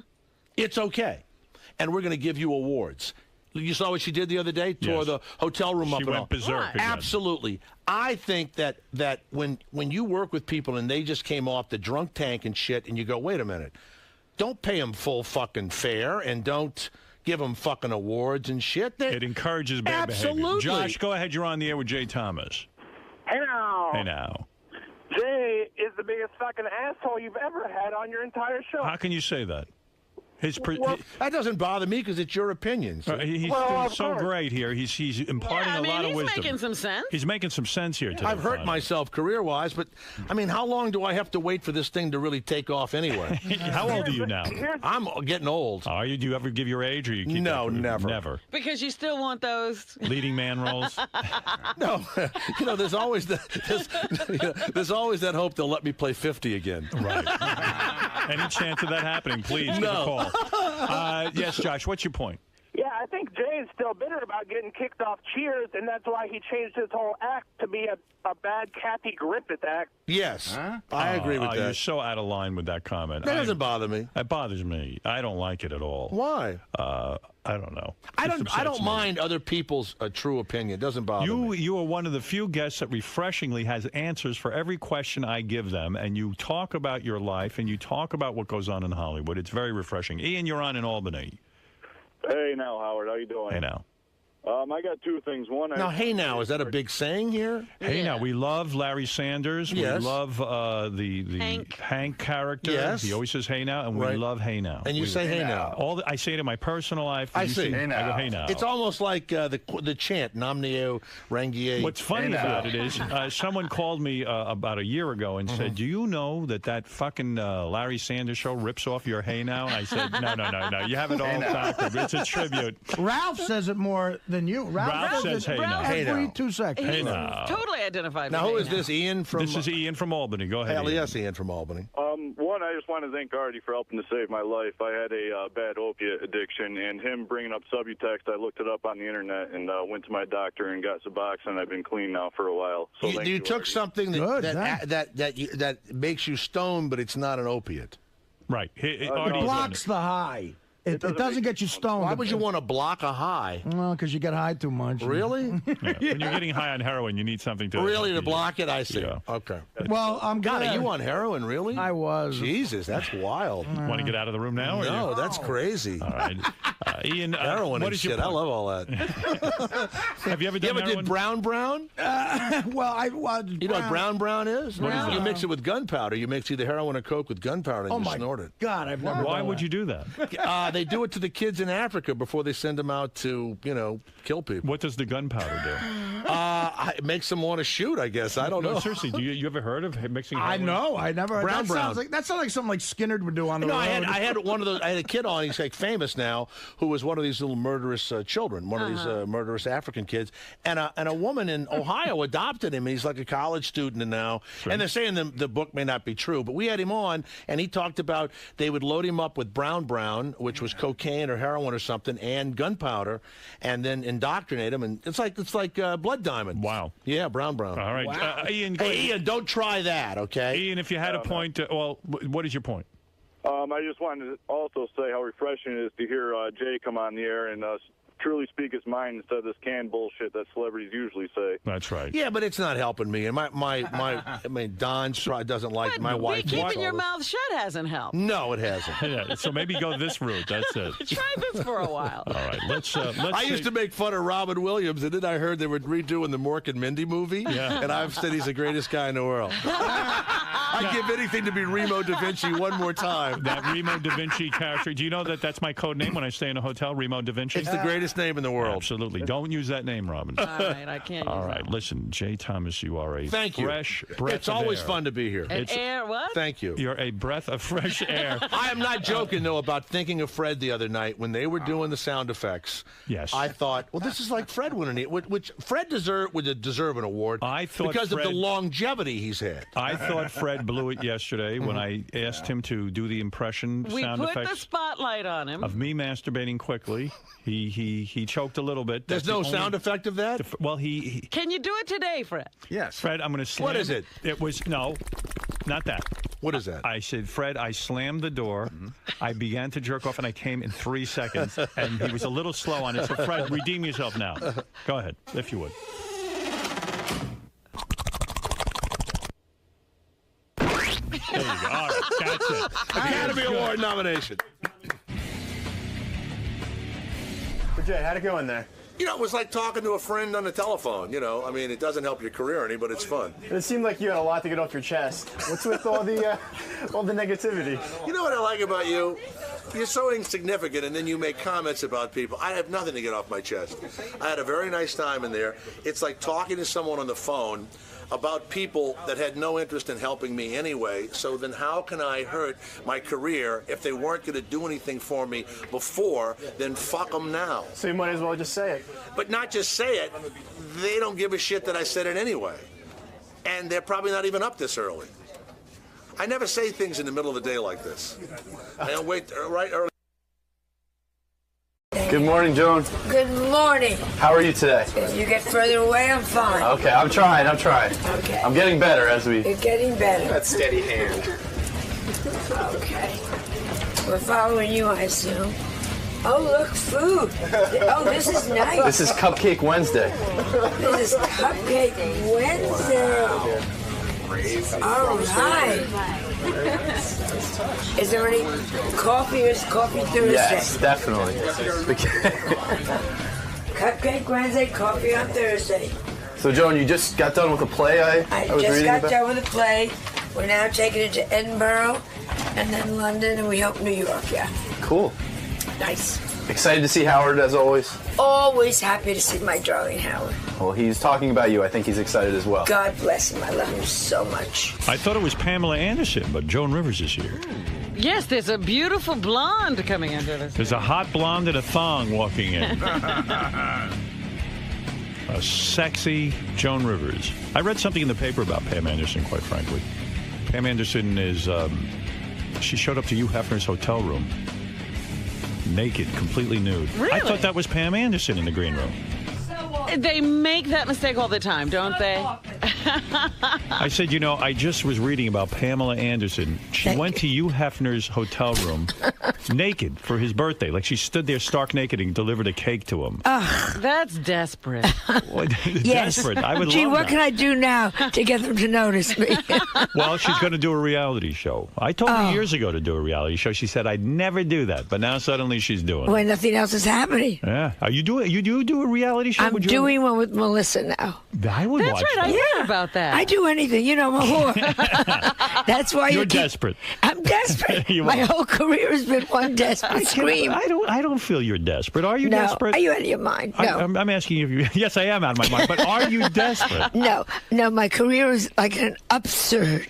Do you turn things down ever? Never. Never. Did That's why I'm still working. Never. You never turned anything down. No. You always kept working. I just turned down Donald Trump's celebrity. I got to bring. Oh, you did turn that. I just yeah, turned no, that that's down. beneath you. That's beneath you. I just don't want to be told off by Ivanka. Yeah. Yeah. You want to say, come on. You're a lovely little girl, but just shut the fuck up. You Right. know? But I mean, I Joan- like her. I like them very much, but I don't just know. thought it was wrong. Maybe I'm wrong, but to me, you're like a legend. I mean, you. Like a legend, but not really. I mean, Not a real legend. You've done amazing things with your career. I can't see you going on The Apprentice. It would have been fun. I wanted to do it, and I think they made a big mistake. I said, I will do it if I'm on one team, Melissa's on the other. And it has nothing to do with The Apprentice. It would be so much fun Yeah, but wait a second. to be against Melissa. Right. Oh, no, that would be But fun. You love Melissa so much, and I know I have the love of my child too. But I'm saying you can't force your kid into every situation. You got to stop. What are you taking? Pills? That's not what, no, I'm taking water. I was thirsty. But Why are you so thirsty? well, I was drinking so heavily last night because I was waiting for Richard Widmark and Chuck Heston. We always have this poker party. Let me and ask they you something. didn't show up. You bring up a good point. Oh, my goodness. At your age now, and I'm not going to ask you, do you give your age or you do not? I have no choice because they give it for me always. How old do you know? It's so disgusting. Don't even say it. 74. 74. Wow. Makes me throw up. Robin, it has nothing to do with me. Talk I to meet me. 70-year-old men and I get nauseous. Well, talk to me. You are a young-looking 74-year-old. I There's no barely question. look 70. You look younger. You still look kind of fuckable. You know what I mean? I know if you're desperate. You really You're do. so bad. No, I'm saying I don't think I'd have sex with many 74-year-old women. No. And I think maybe I would do it with you. If you were very drunk and the next day you knew you were going to die. You have, first of all, one of the things you have, I notice when women hit older age, they all get these horrible hairdos. They look like men. You've got a feminine haircut. Yeah. You still have like nice hair. You're so, you know how pathetic that is, Howard. You know what I'm saying? What do you mean pathetic? You have beautiful hair. The women, they get these haircuts like men when they hit their 70s. But the meanest thing you can say to an older woman, first of all, two things. One of the Why? meanest You have sexy hair. No, that's lovely. No, you're being serious. I'm being dead serious. You look good. That's Why? Why is that bad to say? no, that's fine. But the meanest thing people could say to older women is, "You have beautiful skin." That means everything else is gone. No, I'm saying why do women hit a certain age and then they cut off their hair? Because they have no hair. Is that what it is? Goes. Every one of my hairs has a name. Is that real hair I'm looking at, or is that This a is weave? real hair. It's This not is real- weaved in? No, this is real hair. Hair. But each I mean, one, in this your is lips, Bernice, do you put Barbara. Do you put collagen in your lips? 'Cause No, you have full lips. No, that I don't. Those are I like put the lips Botox in the face, though. You do. Oh, that I Now, know. did you hear that Botox is migrating to the brain of mice? Are you worried? She could kill Yeah, us. but the mice Are you look great. serious? Yeah, they said that the Botox has a tendency to move around. That explains Paris Hilton. Right. I'm suddenly liking her. All right, let me ask you a serious question about age. Now that you're 74, it sucks. You've got to be wondering. You see a lot of people, they get old, and then they go to an old age home. Yeah. You've got to be nervous that you're going to end up in an old age home or you see people your age, they start to go to these homes. Everyone I know goes to visit their mother at the home. You think Joan is on the road. I think she's on the run. She doesn't want Melissa putting her in a home. Oh, I think that Melissa would put her in a Melissa home in would 2 put me seconds. in so fast. She would. And visit me once a month. I believe she would. You don't think you're joking, but No, I'm I'm not. not. Because I'll tell you something. She wants to get her hands on your money. Oh. You know She it. wants to be running that empire. I want to get my hands on your money. If I could commit you, I would. No, but in all seriousness, do you worry about a home? Could you I imagine don't- Joan Rivers laying there and the attendant at night sneaks in and does shit to you? Oh, that may be good. Do you have that fear? I don't want. I made my will up Go ahead. that if I do not resuscitate unless I can come back, and my lawyer went nuts with this one, able to perform again on stage. Wow. And he said to me, we can't, oh, no. What if you come back 90%? And I said, I don't want to come back 90%. How many minutes? You mean a full set? A full set. All right. You're saying to me that you'd rather be dead than not be able to do your act. Yeah. Because that's your life. My life is Show business. I love my business. If I couldn't do it, I don't want to be live. When you are home, you're just hanging out. Are you just thinking about show business? Yeah. Yeah. It's sad in a way. It's very sad. Yeah. But it's. Do you have any other interests? I paint. You do. And I They- read tremendously. Are they horrible paintings? Yes. Yeah. You're not Terrible. good, are you? I can't imagine. Nobody, and I've been painting for 12 years, nobody has ever walked through my studio, any friend had ever said, oh, can I have that? No one wants to hang your picture. I would hang one of your pictures. Robert Rauschenberg Yes. is an acquaintance of mine. So I sent him one. I said, you're the only this is rarer than yours. If I ask You're you, the only one that has one. if I ask you a serious question, I want a serious answer. Okay. At your age, I want to know for myself. All right. Do you ever actually get horny? Oh, yes. You do. Yes. You get craving. I have a great sex life. I'd rather have a partner. You still use a vibrator? You told me They you did. have a shop erotica Yeah. on DirecTV. I found it in L.A. It's hilarious. Really? And they're two nice-looking girls. One has glasses, and they discuss. You have to do it. Yeah. But they discuss it like, oh, now feel this one. Now look at this one. Oh, now this one I like because it's clean. This is what I love about you. You see, you're a young woman at heart. You are still looking at the vibrators. You're still like my mother. She doesn't even shave her bush. Never did. I know you shave your bush. Oh, of course. I wax it. You wax it. I believe it. That's why you. I have a blind waxer. My mother's still married woman. She should shave down for my father. But what if your father likes it the old way? Oh, please. Do you know You what it might is? like a jungle lady. Do you know what it is to get through that hair as a man? Need a It's like machete. his penis is like a machete. It's like I'm in the jungles of Vietnam. I mean, stop it. The fact that you care and you groom and you've got, what do you have, a landing strip? What do you have down there? Actually, I have my initials. Do you have a It little says bit? ha ha. Are you completely bald down there or do you have a little bit? Well, when you reach a certain age, you only have a little bit. Even the hair down there goes. Everything goes. Isn't that something? It's very sad because you go to shave your legs, you realize I'm using the same. I'm using the same razor for 3 months now. Is it? Have a lot of your friends died off? No. My friends are never my age. My friends are always, and I don't pick them that way. My friends are always in the 40s and the 50s. Really, you don't. That's where I feel comfortable. 60s. You weren't friendly with Charlton Heston. Chuck and I had a big thing once. No, did you? Did you ever No. have sex with him? Did I you had, blow him or anything? No, I had. There was 2 actors that died that I had Sex with. Yeah. Is that true? Yeah. Who? And it makes Who were you the very two? sad when they die off. It's weird to have had sex with someone who's dead. And then they Sexual die. partners who've died, yeah. Yeah, That's and when now you know you're Oren, older. the man that I was going out with, just died. He did? I'm Died, sorry. Yeah. While you were going out with him? No, I stopped No. seeing him 4 years ago. And then he died while I was in California. What were you sad? I was very sad because I heard the last 2 years were bad. Yeah. And he was a very active man. Nice and here we man. go back to what we were saying.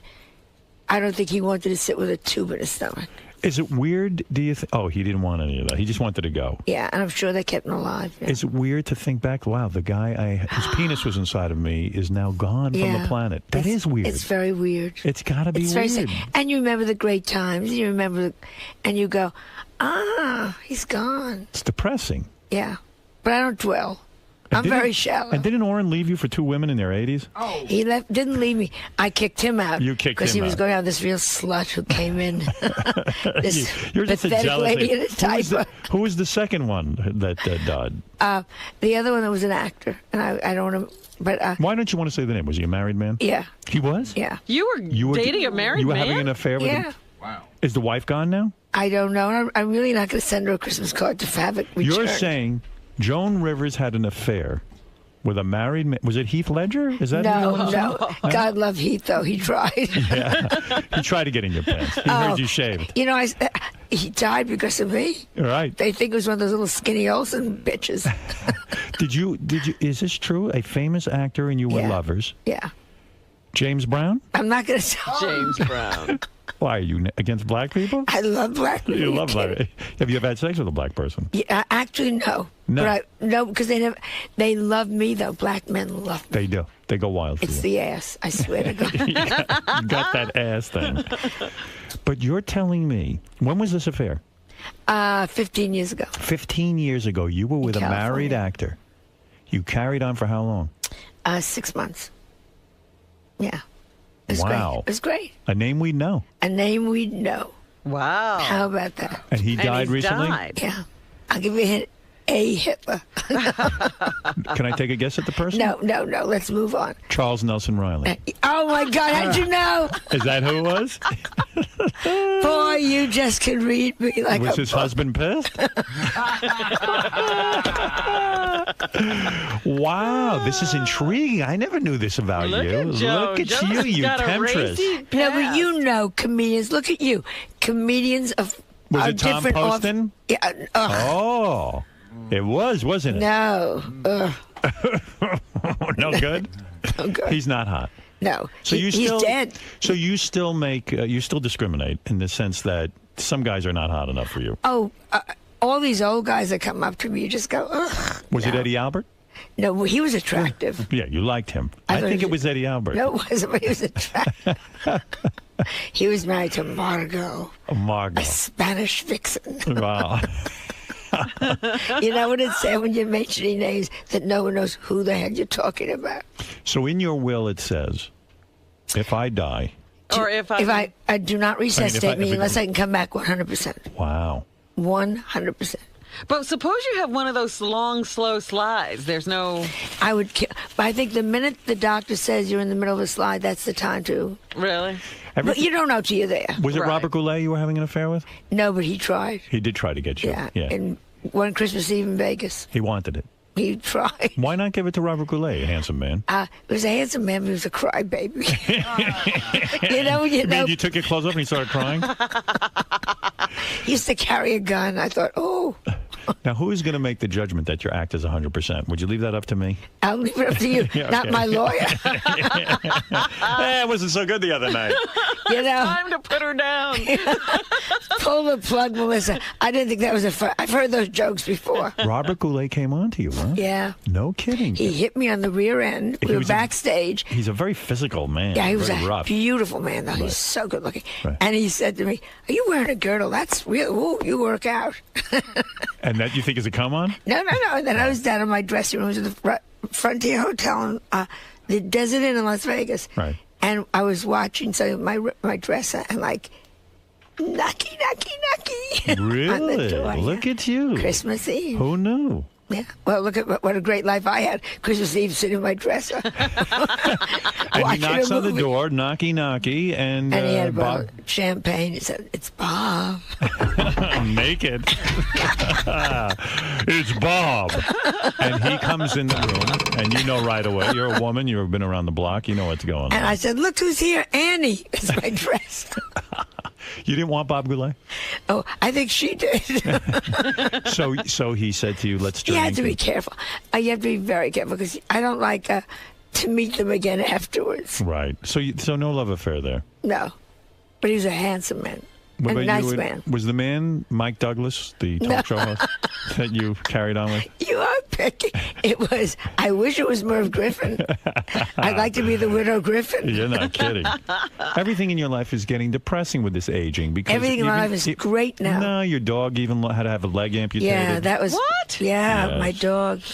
I was out at the Geffen Theatre doing my play, which we're now taking to Scotland, to Edinburgh Festival, and then to London. There's a show based on your life? It's based on my life, but it's a play within a play. Right. So anyhow, they called me up, and it's 2 days before opening, and they said, she's got cancer of the bone. Your dog. My dog, Lulu, and we have to amputate, and I had to make the decision over the phone. I was out of my mind. You wouldn't let the dog go?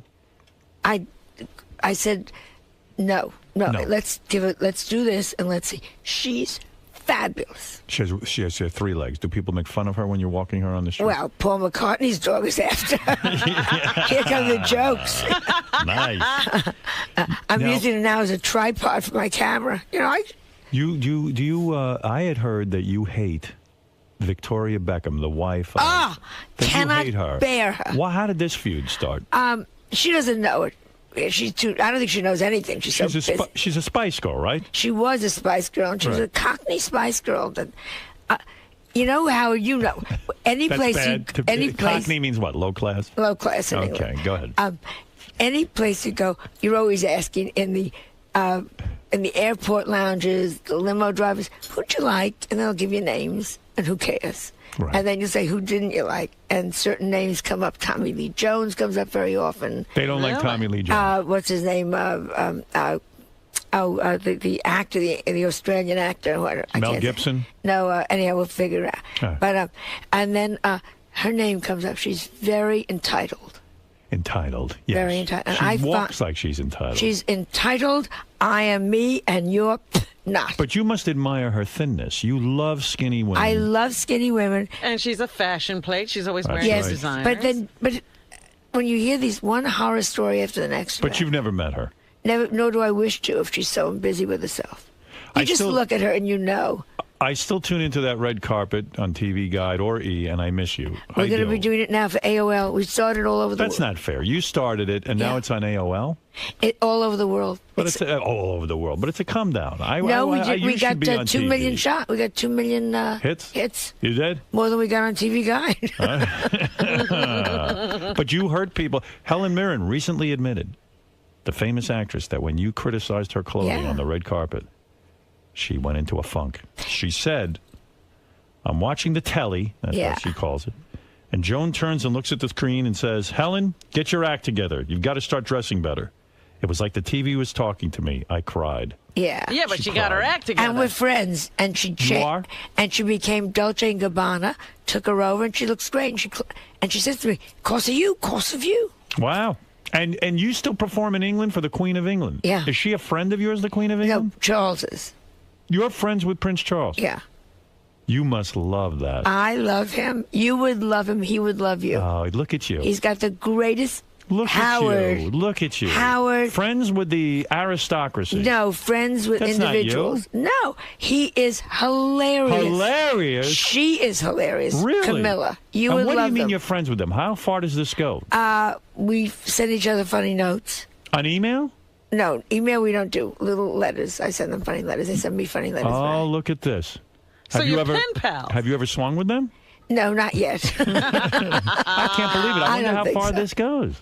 They're great. He is so funny. He gets everything. What are the perks of being friends with a prince? Do you get on their plane? Do you get, nothing. The perks are that he gets it. You know what I'm saying. He gets it. Did you ever say to him, Jesus, you had that beautiful lady die. You didn't pay attention to her. Ugh. Camilla, lady died? Look, Crazy Joan is wacko. firmly in the Camilla camp. Crazy wacko. They tell you this. Oh, come on. Why They are the badmouth boys her. so happy to be with Camilla? Because they were there for the whole other thing. This one was a wacko. Because she was good looking. You think she was crazy. Aren't you surprised? Prince Charles could get a lot of different women. He's with Camilla. I mean, she's Because not a physical beauty. You see, I bet they have a great sex life. You do? I have a feeling they have a great sex life. She's And very... by great, you mean anal?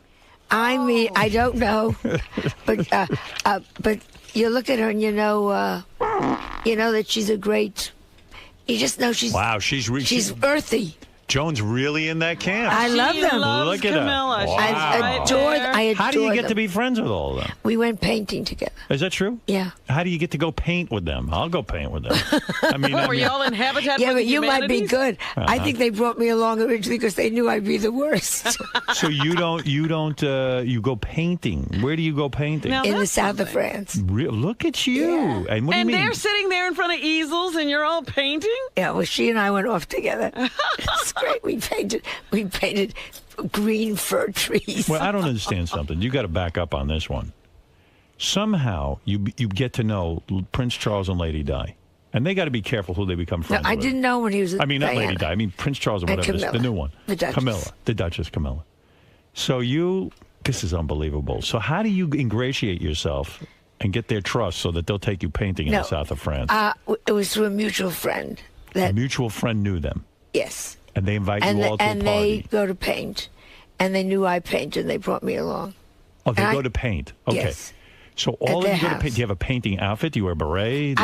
What do you show up in? You wear old clothes. 'Cause I get the paint all over me. So You know, all I'm of an a ass. sudden, you must be digging this. You're painting with the Prince Charles and Camilla. And he's a great painter. He's a very good painter. He's not a great, he's not Rauschenberg. And you just He's a don't very paint. Then you go to dinners together. And you have dinner. Do you stay with them in their house? No, we stayed at a friend's house. All of you. Yeah. No shit. It's great. It's great. It's great. You're staying at some big, they don't just stay in houses. No, but they're not, it's not what you think. They're, You know what I they're think? fabulous. I think when you say she's wild, you heard them having sex. No, but And that's why you think Were they have they a in great the room sex life. Well, I was busy with my actor. I don't know.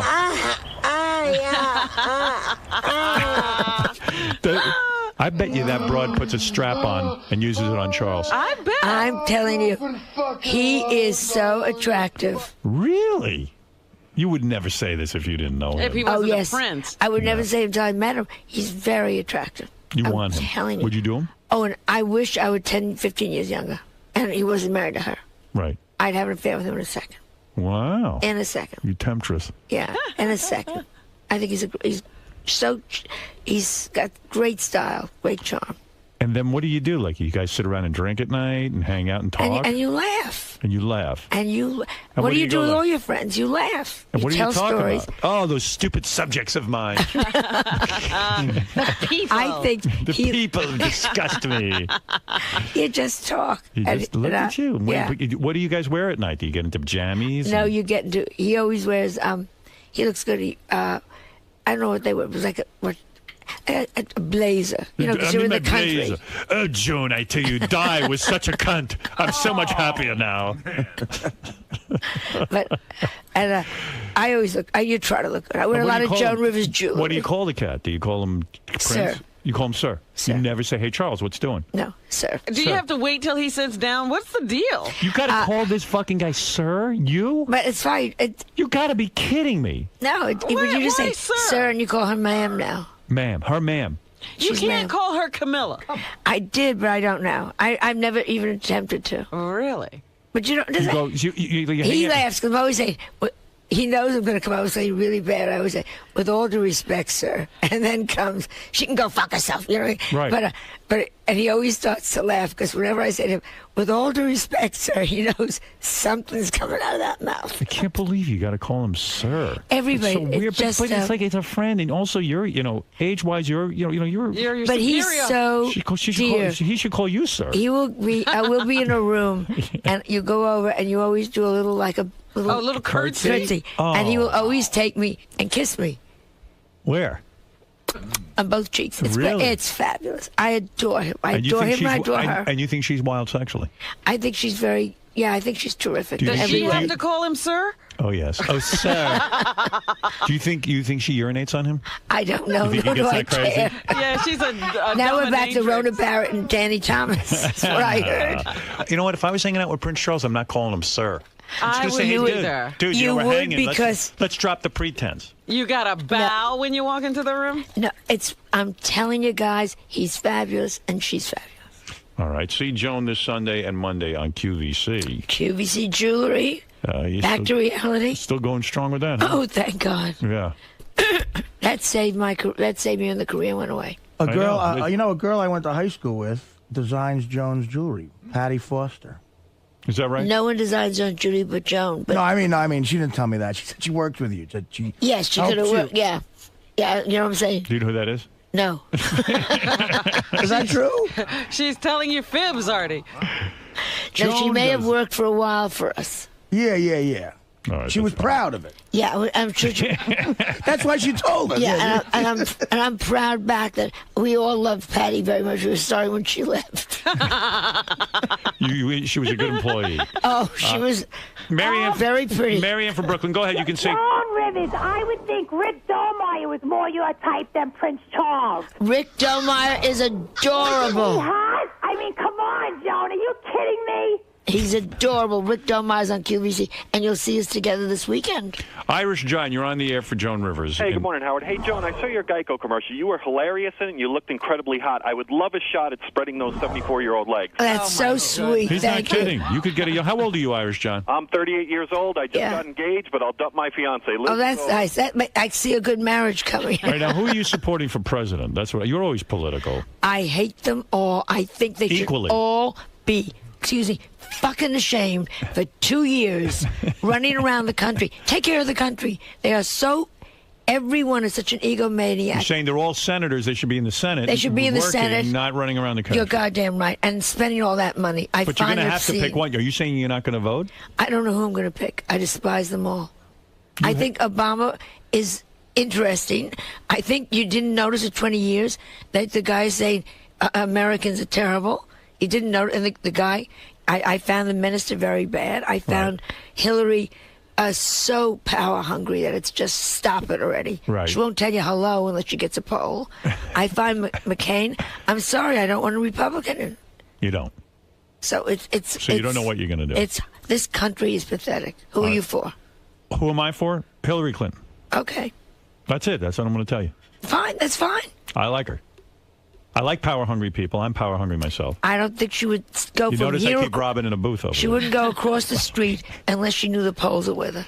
And I So find what? it just. That's what politicians do. Oh, they but want to stop win. being a politician. We're in such. Look where this country is. Where is it? This country is. We're now so We're in below. trouble. We're and always we're in trouble. Terrible trouble. How can you even afford to go to Europe? Do you know in every? I go to work. Yeah. Do you know every It's election they go? This is the biggest. This is the worst No, but time in our history, and we got. No, it. that's really not true. is. That's not true. We don't say that We are every so election. disliked.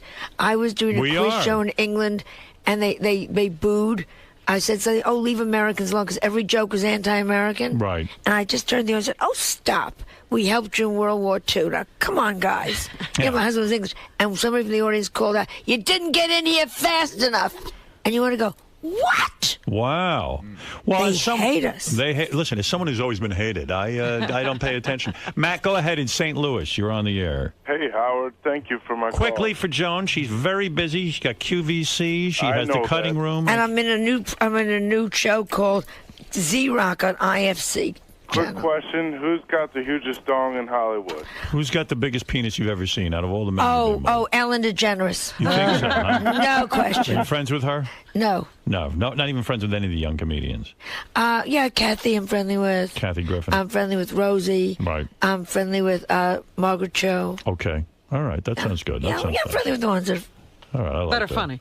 they're funny. The funny ones you like. All right, and Joan has a reoccurring role on the IFC comedy series Z-Rock. The Beat show it, is based brand on new. it's based on the lives of a real rock band. It's right? hilarious. It's a good show. It's hilarious. Well, you're certainly in your prime. I mean, really, you're working like crazy. I mean, this is wild. I never would have thought that. I thought maybe you would have slowed down by now. Howard, don't you love what you do? No. then do something you love. But don't lose this. This is all I can do. By the way, are we on Sirius? Yes. Can I make a protest? Sure. Your stupid Broadway show tunes, which I listen to, and I'm not listening to you. Yes, my mother listens to never played Starlight Express, and I had people listening for 6 weeks. Starlight Express is what? Starlight Express is a great musical. What is that? I never even heard of it. Yeah. No wonder they don't play it. Well, they play every other piece of crap. Starlight Express. You particularly like Starlight Express? Play it once. What song do you like? How does it go? I don't even know. Starlight Express. Da-da-da-da. You'll never be on American Idol, I'll tell you that. I'll have it done right now. Fred, make a note. Starlight Express on that channel. Thank you. Do you have that song? I'd like to hear what. I'm actually looking to see if it's in here. It's a musical. Starlight Express. It was a musical in the 70s. It's a great score. Nobody knows that. That's why they don't play it. They play plenty of scores you don't know. Yeah, really? All right. Well, as I said, I listened a lot. Just out of fury. I'll look into it. Trust me, I'll do that I'm for you. sure that's an oversight. Because I love you. Joan Rivers, you are a delight. I love you. I love you. I love you. I love you. One day I want you to come in and tell me who the big Hollywood celebrity was you banged. I promise you. I want to know. 2 of them. Well, one you said, yeah, but I want to know the second one. Yeah. That's the one I'm most interested in.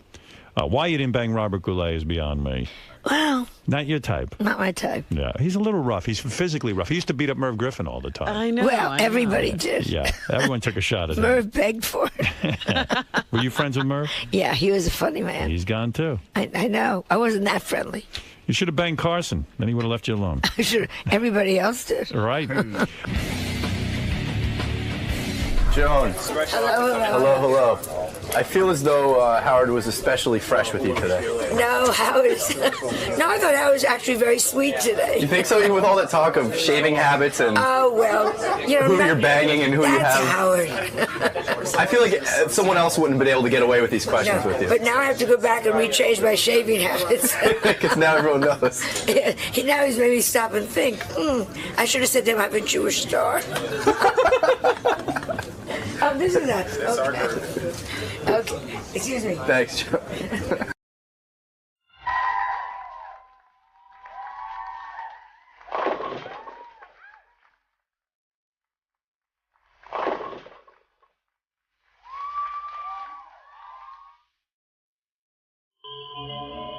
They look like young girls. I mean, in their 20s. They wrote me a letter. They said they would do anything to meet John Bon Jovi. How old are they? I don't know. I mean, hey, girls, how old are you? Wet bitches. You girls there, Nicole? Yeah. Yeah, how old are you girls? Well, I'm actually 27. My younger sister, she's young. She's in high school. No. When you girls write me a letter and say you do anything to meet Bon Jovi, this ain't Z100. I mean, I wrote the letter. Yeah, this is a hardcore show, honey. I know, but, I've been a fan forever. You say you'll do anything to meet Bon Jovi. Well, I threw it out there. I don't know what, All right, here, I'm going to ask you a series of questions. Let's see how serious you are. Why do you like Bon Jovi so much? You think he's cute? Of course, but, I like the whole band. I love everybody in the band. So you like the music? Of course.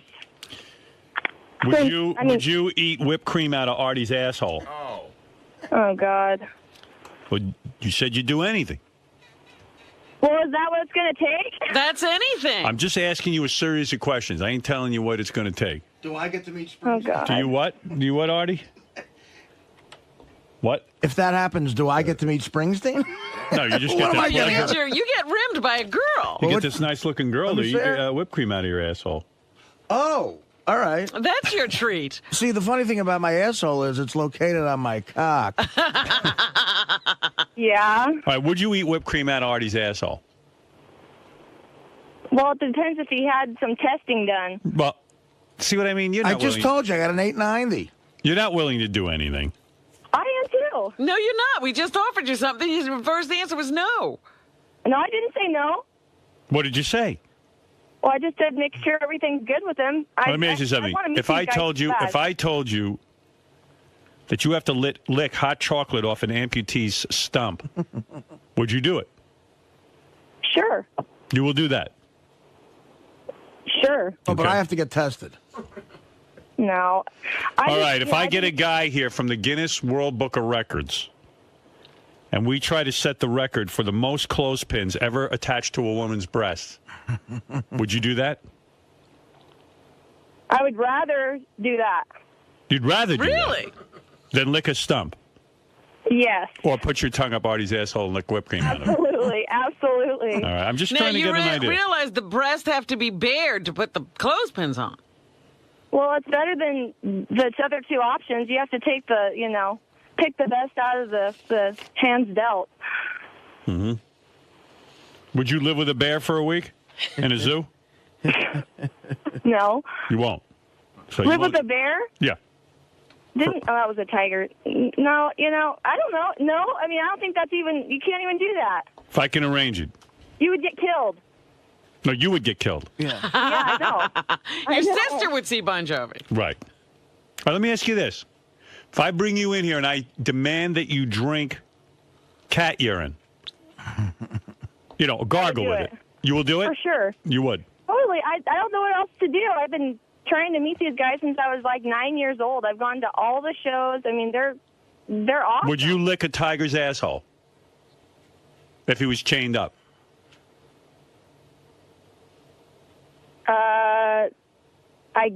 I guess. And I have to get tested.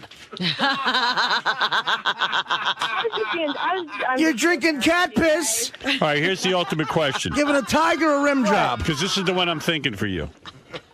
Would you let a cockroach crawl into your vagina? Oh, that's disgusting. Yes, it is. I don't say it's nice. That's the point. I don't know that it's correct even politically, but it's definitely not. Would you let? But it falls under I the don't even know. category anything. Would you allow a cockroach to crawl into your vagina? Into your tight asshole. No, seriously, I'm being I've serious. never even heard of such a thing. I know. Where'd you come up with that one? I'm asking, would you do it? You've heard of eating out of tiger's asshole? You wrote me a letter I saying would rather do that than lick a butt for sure. you would rather have a cockroach in your vagina. Well, no, I don't want that. I'd rather do I'd rather drink urine any day. Okay, so you would rather than drink it, you would gargle cat urine, or you would allow a cockroach to crawl into your vagina. I would do the urine thing. But That you would won't do the be deal, cockroach. though. The cockroach is off the table? Wow. How about the tiger? It seems like you could get sick from that or something. Sure you could. What, from a cockroach? Maybe. I don't know if you could get sick from that. I'm sure you could get sick from drinking cat urine. Yeah, I think the cat urine is the more dangerous thing. Yeah, what are you talking about, Brainiac? You may not. I don't know.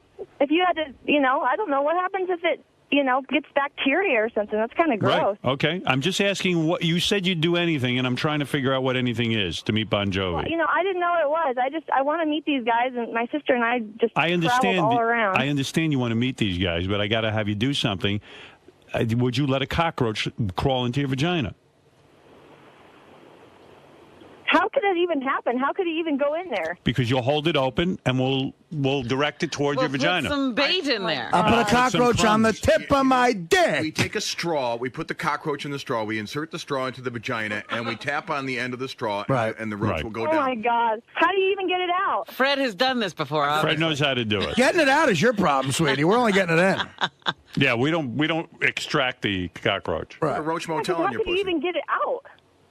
Well, I'll tell you how we'll get it out. We We'll don't tie a care. little like lasso around his body so we can pull him out like a tampon. It'll be a cockroach tampon. You know what we'll do? We'll Will put a little camera on him. Will you take a cockroach tampon? Is what we're asking.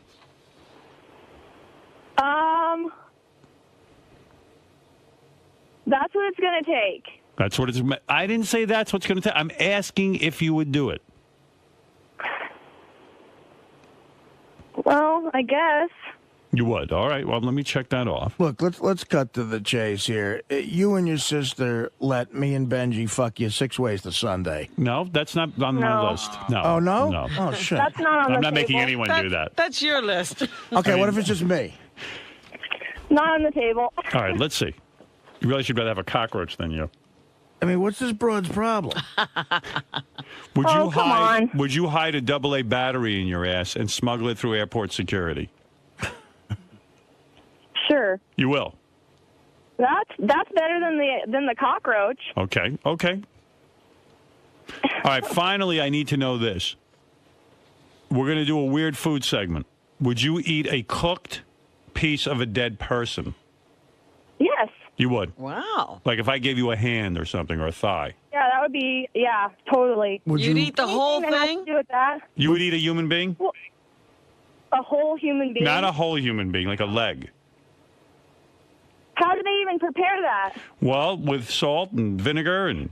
Garlic, a little the same way garlic. they do a steak. And some cilantro. Saute it.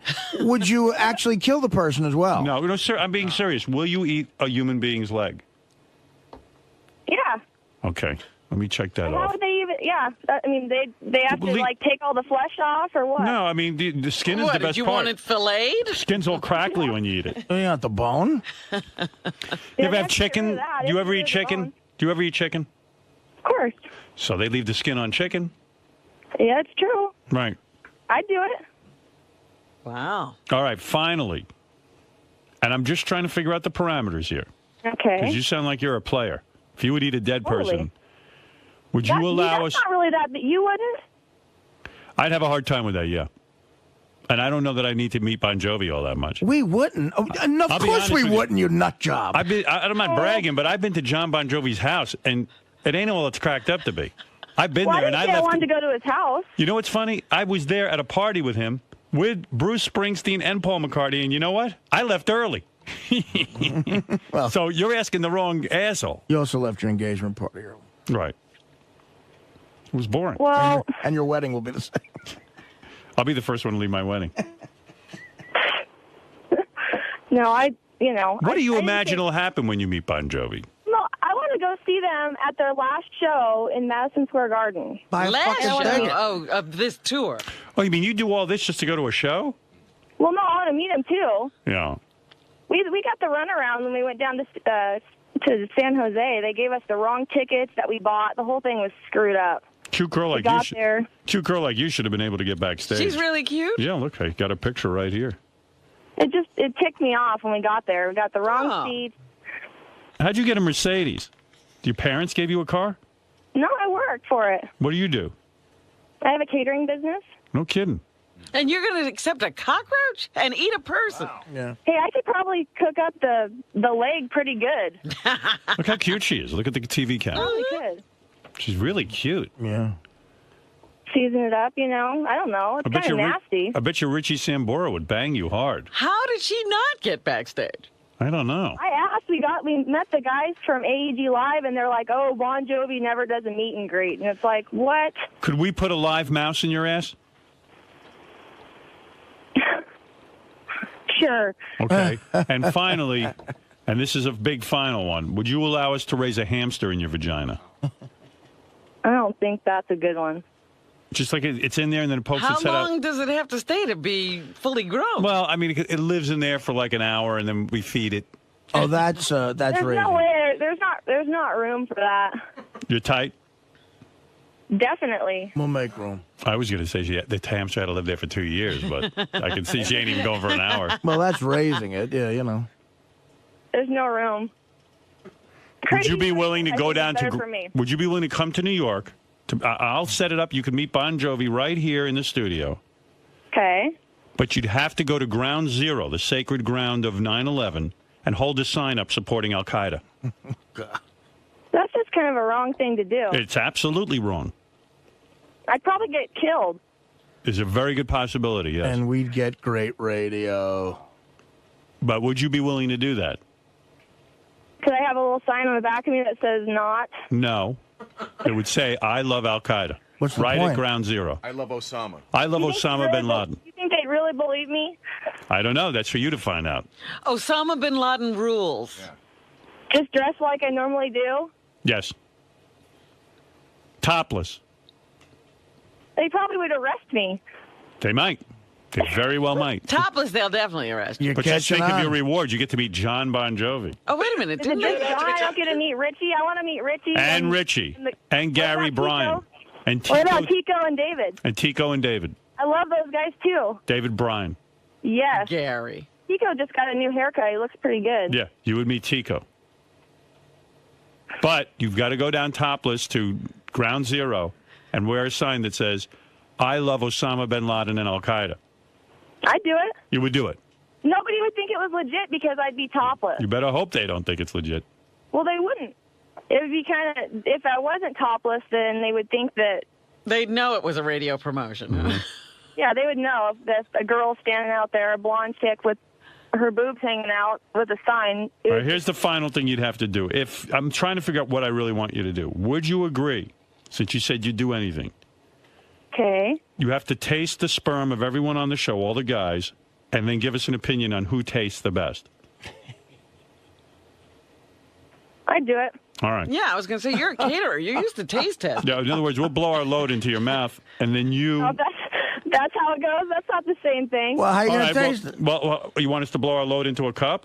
Yeah, you bring in your little specimen, and then that's how it would go. And then I could probably try and say, okay, who's who. We're going to number them, and then you can tell us which one is best, and then we'll reveal whose number is what. She's adding stuff. Yeah. She could identify. Well, doesn't that sound better? I can't even believe what you're telling me. You really She's are. working on this contest. Wow. Now I got to Hey, read I for Bon didn't see you guys Jovi. would call. Everyone was making fun of me that I sent something out, but, I mean... How about, what else am I going to do? I'm living out in the sticks in Oregon. Honey, how about one last thing? Honey, you're not screwing around about this. She really wants to meet Bon Jovi. You actually ruined the bit because we were going to gross you out, and then... But you are a real player. Totally. Artie, what's your idea? To get to meet Bon Jovi, would you consider shutting up for 2 seconds? That was rude. Would you be willing to fly to Hyannisport, where Ted Kennedy is the most popular, and wear a sign that says "Kennedy deserves brain cancer"? Would you wear? Would you wear? Yeah, that's a terrible thing. Oh, well, one amendment. Thing. Would you wear a sign that says "Era"? That's better than the Al Qaeda thing. All right. Okay, so that's a yes. It's a terrible thing. I'd do it. Would you take it? It is a terrible, but nobody would believe it. I mean, that's just really temporary, you know? Right. How long are we talking for? Would you take an Alka-Seltzer enema? Sure. That means your whole asshole will be foamed up. That's okay, All right. I'd do it. All right, I'll tell you what I'm going to do with you. I'll talk to Bon Jovi and see if I can't get those guys to come in here, because it sounds like you're a real player. That would be awesome. Would you be willing to go to a hospital and spit on some cancer kids who are dying of cancer? That's really sad. It's sad. It's a horrible thing to ask of someone. I think it's the most rude thing I could ever ask, worse than the Al Qaeda thing. No, it's actually probably the worst thing you mentioned out of everything. That's right, but that's what it might take. Would you be willing to go to a hospital and spit on kids with cancer? How would you even do that? I can arrange you'll do it. I don't have to worry about doing it. You do. Just go into hospital rooms? You just walk. If I can get you in the the hospital, you walk into their room. You say, "Excuse me, I understand you're dying of cancer." And the little kid, 5-year-old, 6-year-old, would say, "Yes, that's true, ma'am." And then you just hock a loogie on him. And the spit is dripping down his bald head. Right, but you have to bring evidence. But after it's over, you get to see Tico's new haircut, everything. If you did something like that, then, you could say, apologize afterwards, and then, So give them something, and, All right, good. All right. they'd understand. All right, you're a real player. What are you going to give him? I don't know. You can talk to them and give them, Like a snow globe? or give them some candy, or, I don't know. Right. Here's some candy. I just spit on you. Here's some candy. Here's something to speed up that cancer eating you alive. Well, every single kid likes candy, cancer or not. Give him a cigarette. Well, I tell you what, honey. I figured we were going to blow you off in 2 seconds, but you're hanging right in there. You're ready to take on any task. You're a hardcore chick. This is amazing. I didn't write in for nothing. You're impressing me. She really meant it. I knew what I was up against when I called you guys, and every single person in this town's been giving me crap all week. So I'm just like, you know what? They're like, you're not getting on. You're not getting on. I'm like, well, Says, Dear Howard, I love Bon Jovi. I'm completely obsessed with everything Bon Jovi, especially Richie Sambora. I want to meet the band so badly. I will do anything. And then, I read this, I go, yeah, she thinks this is Z100. Right. Like, she'll, stand on her head or something. But this chick's for real. So just so you know, I was a state gymnastics champion and all that stuff, so I can do all the flexible flips, all that jazz, if that could be incorporated into something. Well, when they're putting in the cockroach tampon, maybe you could do a headstand on your head, or because it'll be easy for us to photograph that. I just thought I'd throw that in. Would you let bees sting your labia? We've never done that on this show. Like if I could get a beekeeper to come in here, you would do it? Yeah. Are you serious? Let's say I don't really know how they do it. I mean, I'll tell you how they do it. I get a beekeeper in here. He rubs some crap on your labia. oh, to get it attracted to something? Yeah. And then they land on there and they get pissed off that it's not a flower. They sting your labia. Okay. That sounds pretty brutal, but I'm not allergic to bees. All right. Well, that's good. Would you let Richard Christie stick boogers in your vagina? That's disgusting. It is. It is. I admit it is. I'm not saying it's That's pleasant. worse. Well, that might not be worse than the cockroach because you can just get that out of there right away. You never know what that cockroach is going to do. Right. All right. So you would be willing to have him put his boogers in you?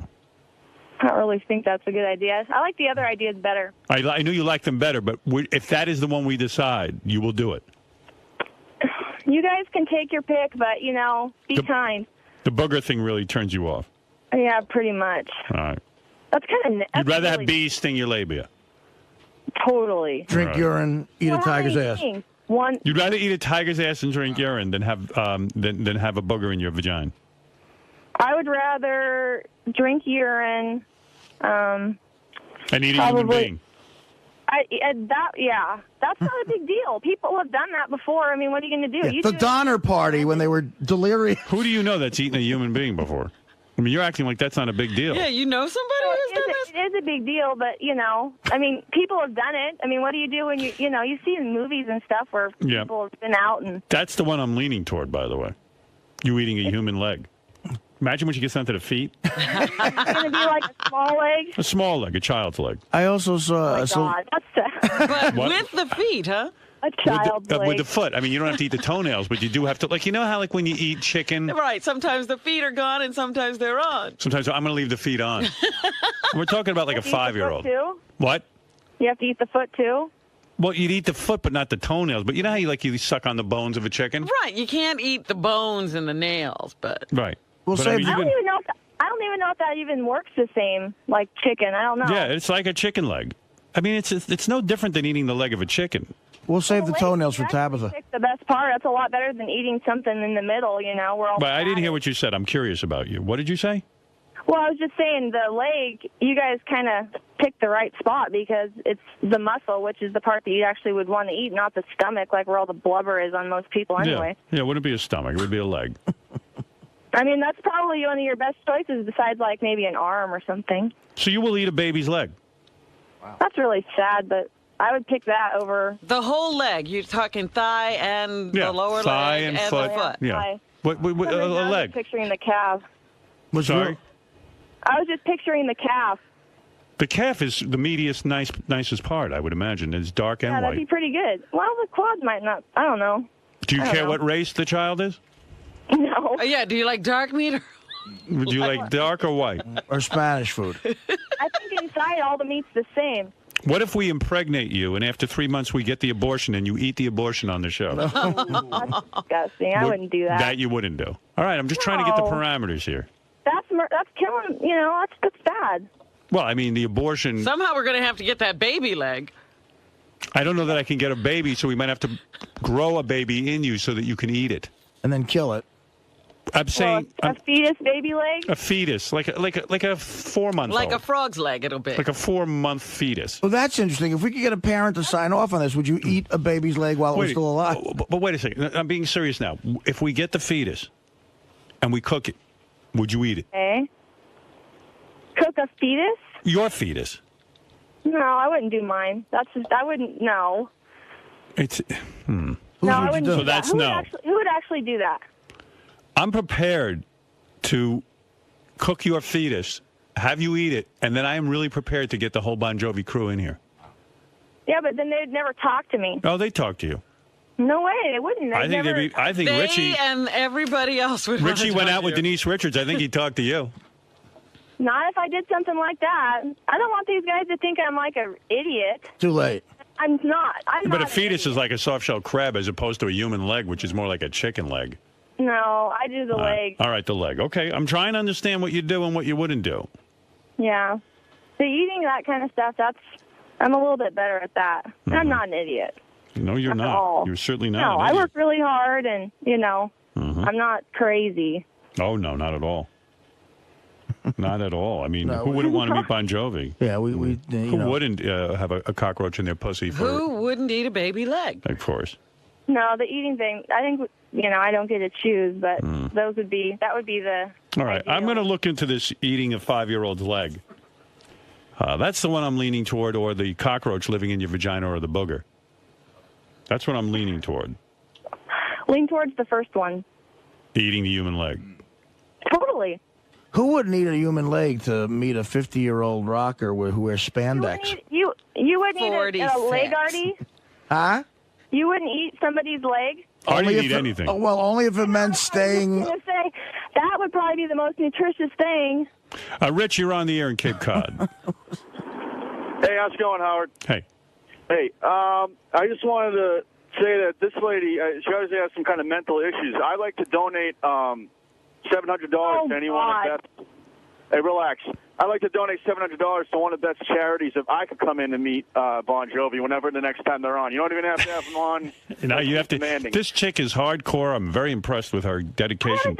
I haven't done anything yet, so you can't even go there. Right. Yeah, I'm just trying to find out what it is we can do, and I understand that you draw the line at eating your own fetus. Totally. I wouldn't do something like that. Well, you thought about it. Would you eat your own finger? No. No. And then I don't have a finger. I know that. I'm just seeing if you'll do it. No.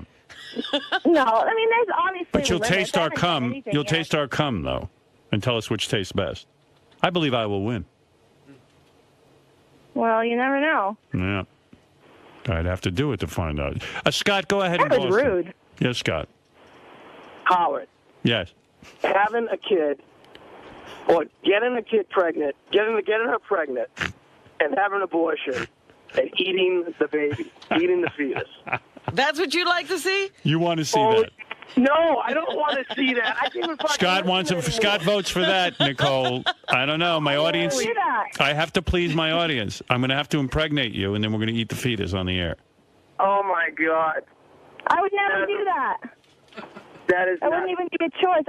That doesn't even make All sense. right. All right. Look. You wouldn't lick Artie's ass. But Yeah. You eat a fucking dead baby. That really, I thank you, sir. I know, I'm a little insulted. I'd like the one thing she won't do is eat your ass. I have to get tested. You know what? Now I want to get tested. I want you to eat I tell you my what ass. I'm going to do, Nicole, because I'm short on time. Let me think about this. Now that I understand the parameters, and I will get back to you with what I'm going to offer you if I can get Bon Jovi to do this, okay? Okay, so I'll be able to meet the band and go to the show? I believe so, yeah. Sweet. All right. And it's back down the rabbit hole for you. Oh, give me a break. I haven't done anything yet, and you guys... it's Would you not be gonna willing to be thrown into an active volcano? No. All right. Okay, got would it. die. All right. Thank you. Thank you. Right. Bye-bye. Bye. All right, that is Nicole. We're trying to figure out what she would do to meet Bon Jovi, and I'm now aware of the parameters. So Gary, what do you think about Nicole calling in this morning? Like, she said she'd do a lot of stuff, but you really think she'd do it? Is she just one of those people that just wanted to get on the show? No, I think, you know what, she wrote us a letter, and I saw the letter, and she looked like this nice, clean-cut girl, and she said, I'll do anything to meet Bon Jovi. And I brought her up at the meeting, and I said, you know, she doesn't realize what anything means. You know, and I thought the bit was we throw all this wacky shit, she'd be totally insulted. It turns out she knows what anything means, so I thought she was like a player. And, I mean, I don't think she's looking to do any of that stuff, but I think she really wants to meet Bon Jovi that badly. So I think she would do some of that stuff. You didn't think like some of the stuff just sounded like she was yessing you guys, and she's like, yeah, I'll do that. Because she said no to some things. True. You think she'll really eat a human leg, even though you guys I could really let her do that? No, I couldn't really let her do that, but I could totally see her with her tongue at Artie's ass. So you think she's going to come up to the studio sometime soon? We have to figure out what we can get her to do, and I got to call Bon Jovi, but she'll do something wacky to meet Bon Jovi. Which one would you want her to do? I'd like to see a hamster raising a vagina. The hamster? Yeah. I was a fan of the cockroach tampon. Yeah, but a hamster